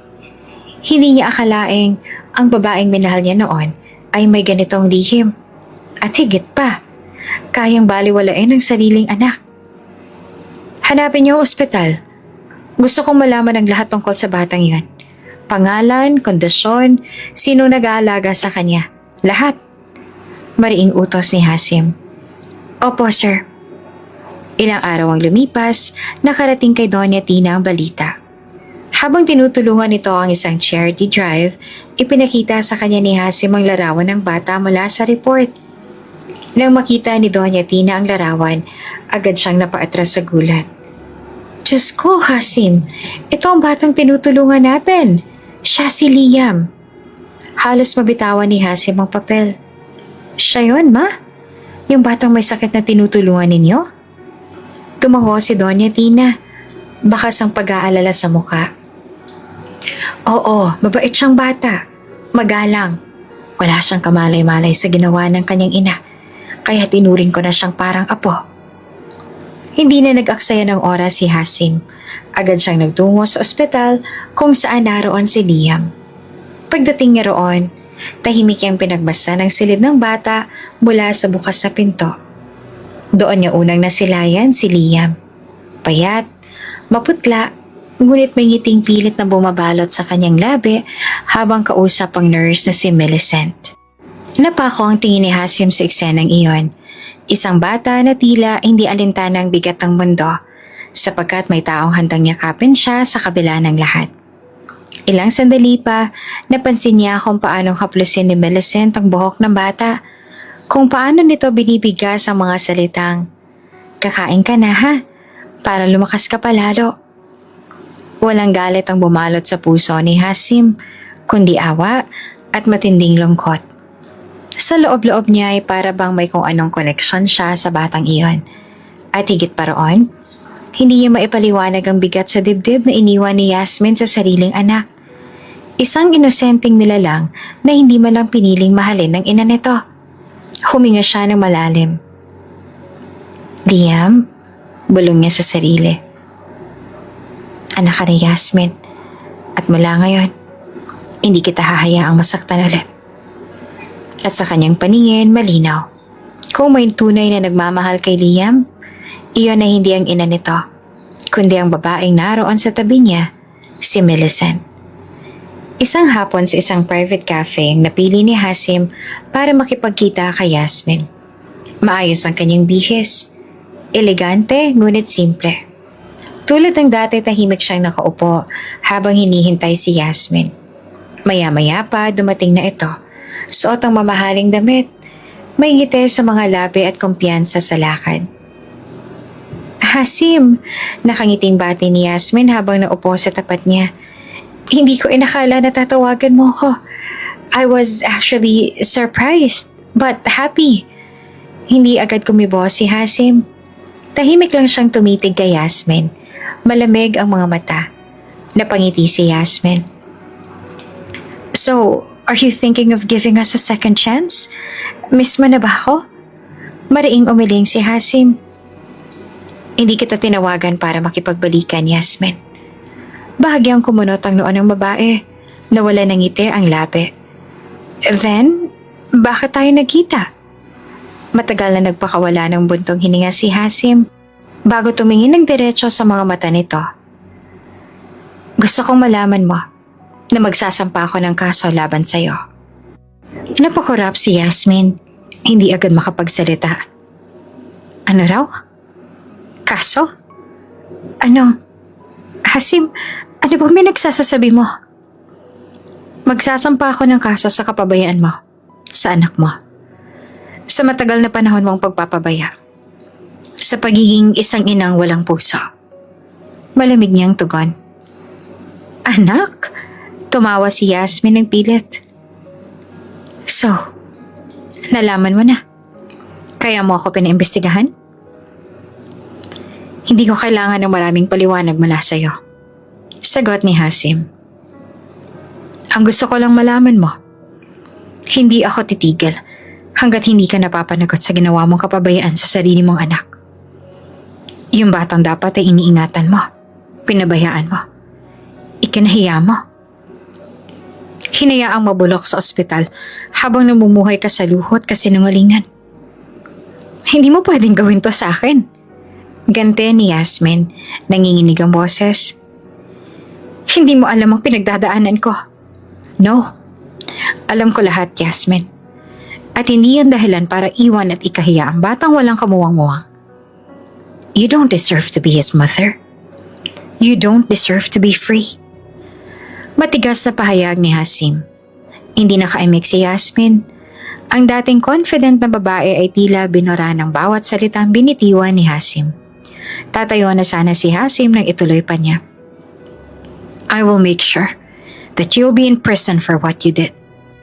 Hindi dahil sa galit ako sa'yo, Yasmin, kundi dahil kailangang may managot para sa batang iniwan mo. Liam deserves justice. At iniwan ni Hasim si Yasmin sa mesa.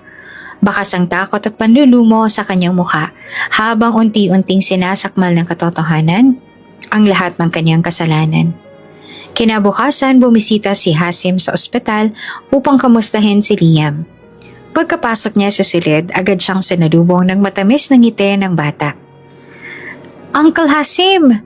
Masayang sambit ni Liam sabay lapit sa kanya. Lumapit si Hasim at maraang hinaplos ang ulo nito. Kamusta ka na, Liam? Mabuti na bang pakiramdam mo ngayon? Tumango ang bata. Ngunit may bahagyang lungkot sa kanyang mga mata. Okay lang po ako, pero may gusto po sana akong sabihin. Umupo si Hasim sa tabi ng kama. Ano yon, Liam? Napatingin si Liam sa kanyang mga kamay, tsaka mahina ang boses na nagsalita. Pumunta po si Mama dito kagabi. Napakunot ang noon ni Hasim. Nagpunta siya? Anong sinabi niya sa'yo? Mukhang galit po siya. Sinabi po niya magsasampara po kayo ng kaso sa kanya. Anas ni Liam. Totoo po ba yon, Uncle? Tahimik lamang si Hasim. Kagat-labing tumingin sa kanya si Liam at may luha na namuo sa sulok ng mga mata nito. Please po, wag niyo na pong ituloy. Mama ko pa rin po siya. Mahal ko pa rin siya kahit minsan po masakit siya magsalita.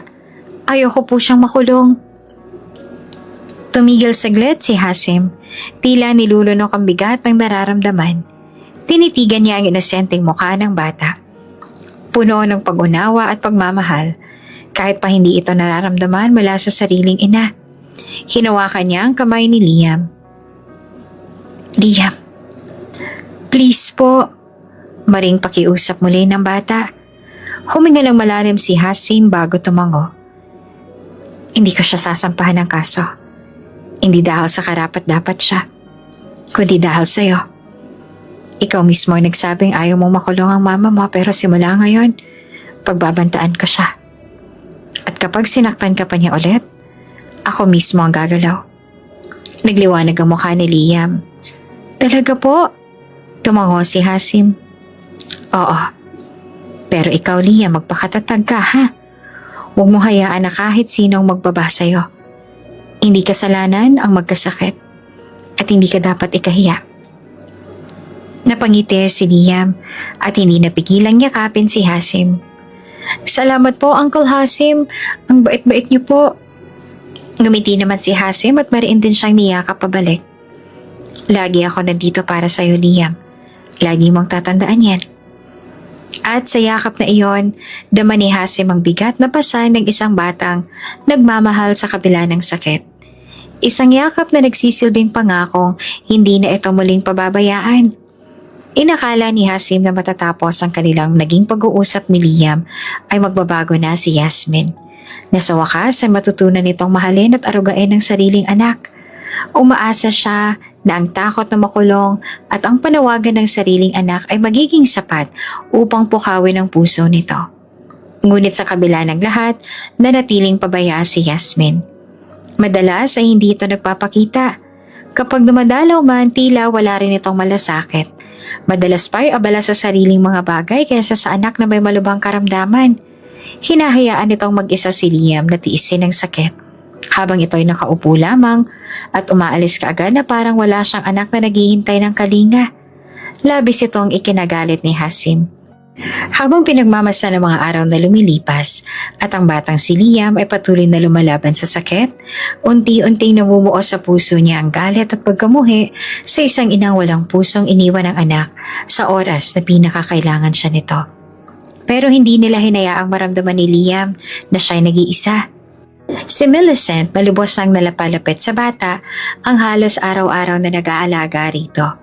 Ginugugol nito ang bawat minuto upang alagaan, kausapin at pasayahin si Liam. Si Doña Tina ay palaging dumadalaw rin at madalas ay nagdadala ng mga laruan at paboritong pagkain ng bata. Si Hasim naman ay mas piniling gampanan ng papel ng isang ama, tahimik pero laging nariyan. Handang magbigay ng lakas. Ngunit habang nagpapatuloy ang gamutan, lalong lumalala ang kondisyon ni Liam. Dumating ang gabing yon. Tahimik, malamig at mabigat ang hangin. Nasa gilid ng kama si Millicent, hawak ang kamay ng bata, habang si Hasim ay nakaupo sa isang sulok. Pinagmamasdan silang dalawa. Humina ang hininga ni Liam. Dahan-dahang dumilat ang kanyang mga mata at ngumiti kay Millicent. Tita Millie, mahina niyang tawag. Agad na lumapit si Millicent at hinawakan ng pisngi nito. Pinipigilan ng luha. Nandito ako, Liam. Nagpapasalamat po ako kasi hindi niyo po ako iniwan. Kahit hindi ko po kayo tunay na pamilya, kayo po nagparamdam sa akin na mahalaga ako. Tumulo ang mga luha ni Millicent. Ikaw ang pamilya, Liam. Mahal ka namin, higit pa sa alam mo. Marahan ang dumilim ang mga mata ng bata. Pag wala na po ako, pakiabot po ito kay Mama. Mula sa ilalim ng kanyang unan, inabot niya ang isang maliit na liham na nakatupi at may pangalan ng kanyang ina. Nang mahawakan ni Millicent ito, mahigpit siyang niyakap ng bata. Marahan, mahina, pero puno ng damdamin. Sabihin niyo po sa kanya, kahit wala siya palagi, mahal ko pa rin siya. At sa huling paghinga ni Liam, binitiwan niya ang ngiti ng isang batang nagmahal kahit nasaktan. Nagtiis kahit iniwan. At lumaban hanggang sa huli. Humagulhol si Millicent habang niyiyakap ang malamig na katawan ng bata. Hindi niya na pinigilang ilabas ang sakit. Habang si Hasim ay napapikit na lamang. Mariing pinipigilan ng luha, galit at lungkot sa kanyang dibdib. Tinupad nila ang kahilingan ni Liam. Hawak-hawak ni Millicent ang liham na isinulat ng isang inosenteng pusong nagmahal hanggang dulo. Dahil sa formal na pagsasampa ng kaso at sa matibay na ebidensya ng kapabayaan, hindi na nakatakas si Yasmin sa batas. Sa wakas, humarap ito sa hatol. Kulong sa pagkukulang bilang isang ina na hinayaan ng sariling anak na maghirap at mamatay na walang gabay ng ina sa tabi niya. Sa malamig na selda, mag-isa si Yasmin. Tahimik ang paligid. Tanging tunog ng bawat tiklop ng papel ang maririnig sa sandaling yon. Nasa kanyang kamay ang liham na ipinasa sa kanya ni Millicent. Ang huling liham ng anak niyang si Liam. Nanginginig ang kanyang kamay habang dahan-dahang binubuklat ito. Sa bawat salitang mabasa, mas lalong bumigat ang kanyang dibdib. Dear Mama, alam ko po na hindi po kayo palaging andyan. Madalas po ako mag-isa. Pero naiintindihan ko po kayo. Baka po busy lang kayo. Baka po may mga rason kayo na hindi ko alam. Pero kahit ganon, gusto ko pong malaman ninyo na mahal ko pa rin po kayo. Hindi ko po kayo sinisisi. Wala po akong galit sa inyo, Mama. Ang gusto ko lang po, sana kahit minsan yakapin ninyo ako. Sabihin ninyo sa akin na mahal niyo rin ako. Pero okay lang po, kasi sina Tito Hasim at Tita Millie, tinupad nila yon para sa inyo. Sila po ang naging dahilan kung bakit hindi ko po naisip na magalit. Kaya Mama, kahit nawala na po ako, sana maging mas mabuting tao pa rin po kayo. Sana may iba pa kayong matulungan. Sana po patawarin ninyo ang sarili nyo. Kahit ako po, matagal ko na kayong pinatawad. Mahal ko po kayo, Mama. Love, Liam. Hindi na napigilan ni Yasmin ang maluha. Ang bawat salita ay parang patalim na tumutusok sa kanyang puso. Hindi dahil sa hinanakit, kundi dahil sa kabutihang loob ng isang batang hindi binigo ng kanyang ina. Nagawa pa rin mapatawad at magmahal hanggang sa huli. Napuno ng pagsisisi ang puso ni Yasmin. Napaluhod siya sa malamig na sahig ng kanyang selda. Hawak-hawak ang Liam na basang-basa na ng kanyang luha. Liam, umiiyak niyang tawag. Halos hindi marinig. Anak ko. Sa loob ng kulungan, tanging tinig ng kanyang paghihinagpis ang nag-echo. Wala na siyang magawa kundi ang humagulhol. Wala na siyang kayang ibalik. Wala na siyang pwedeng itama. Dahil anong silbi pa ng pagsisisi kung huli na ang lahat. Wala nang Liam na maiyakap. Wala nang batang tatawag sa kanya ng mama. At ang kwento ng isang bata na nagmahal ng walang kapalit ay natapos na. At hindi na kailanman madurugtungan pa. Sa araw ng libing ni Liam, madilim ang langit. Tila nakikiisa sa dalamhati ng mga naiwan. Puting bulaklak ang bumalot sa kabaong ng bata. At ang malamig na hangin ay tila may dalang bulong ng pumamaalam. Iyak ng iyak si Millicent habang nakatayo sa harap ng puntod ni Liam. Hindi niya alintana ang mga luhang mukha sa paligid. Ang lahat ng atensyon niya ay nasa munting kabaong sa kanyang harapan. Lumapit siya at marahang hinaplos ang gilid ng kabaong. Parang isang huling haplos ng isang ina sa anak na hindi niya isinilang pero itinuring niyang kanya. Salamat, Liam. Nanginginig ang boses ni Millicent. Salamat sa ipinakita mong tapang. Sa kabila ng sakit, sa kabila ng lahat ng kakulangan, pinili mong umiti, magmahal at magpatawad. Tumulo pa ang mas maraming luha mula sa kanyang mga mata. Alam kong hindi mo na mararamdaman pa ang sakit. Hindi mo na kailangang hintayin ang yakap ng isang ina dahil ngayon, malaya ka na. Masaya ka na dyan, sa alapaap, kung saan walang karamdaman, walang luha, at walang pangungulila. Malaya ka na, anak. Sa di kalayuan, tahimik lamang si Hasim. Hawak ang kanyang dibdib habang pinipigilan ang sariling emosyon. Ngunit sa puntong ito, hindi niya nakanaya. Lumapit siya kay Millicent at marahang ipinatong ang kamay sa balikat nito. Nagkatinginan sila. Walang salitang binitawan. Pero sapat na ang tingin para maunawaan ang sakit at ginhawang magkasalo nilang pinasan.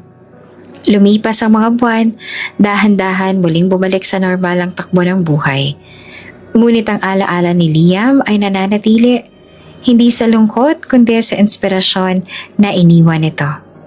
Sa ilalim ng liwanag ng buwan, sa isang lugar kung saan madalas silang dalawin ang puntod ng bata, magkasamang naglalakad sina Hasim at Millicent. Tahimik pero puno ng damdamin ng bawat hakbang nila. Alam mo, ani Millicent at bahagyang umiti habang nakatingin sa langit. Minsan naisip ko, marahil si Liam talaga ang naging tulay natin. Napatingin si Hasim sa kanya. Kung hindi dahil sa kanya, baka hindi tayo nagkakalala. Hindi rin natin malalaman ang ganitong klaseng pagmamahal. Tugon ni Millicent habang hawak ang kamay ni Hasim. Nagtagpo ang kanilang mga mata. Ngayon ay hindi na puno ng pighati, kundi ng pag-asa. At sa katahimikan ng araw, sa ilalim ng asul na kalangitan, ay sumabay ang ihip ng hangin. Tila ba may batang tinig na masayang humahagikik habang malayang naglalaro sa ulap. Nagmamasid mula sa itaas, sa dalawang pusong pinagtagpo niya, upang itama ang pagkukulang ng mundo sa kanya. Pahalagahan mo ang isang tao habang nariyan pa siya. Huwag hintayin tuluyang mawala siya bago maramdaman ang kahalagahan niya sa buhay mo. Sa huli, hindi mo kailangang hintayin ang pagkawala ng isang tao bago mo maunawaan ang kahalagahan nila. Habang may pagkakataon pa, piliin mong mahalin, yakapin at iparamdam sa kanila na sila ay may halaga. Dahil ang buhay ay hindi laging nagbibigay ng ikalawang pagkakataon.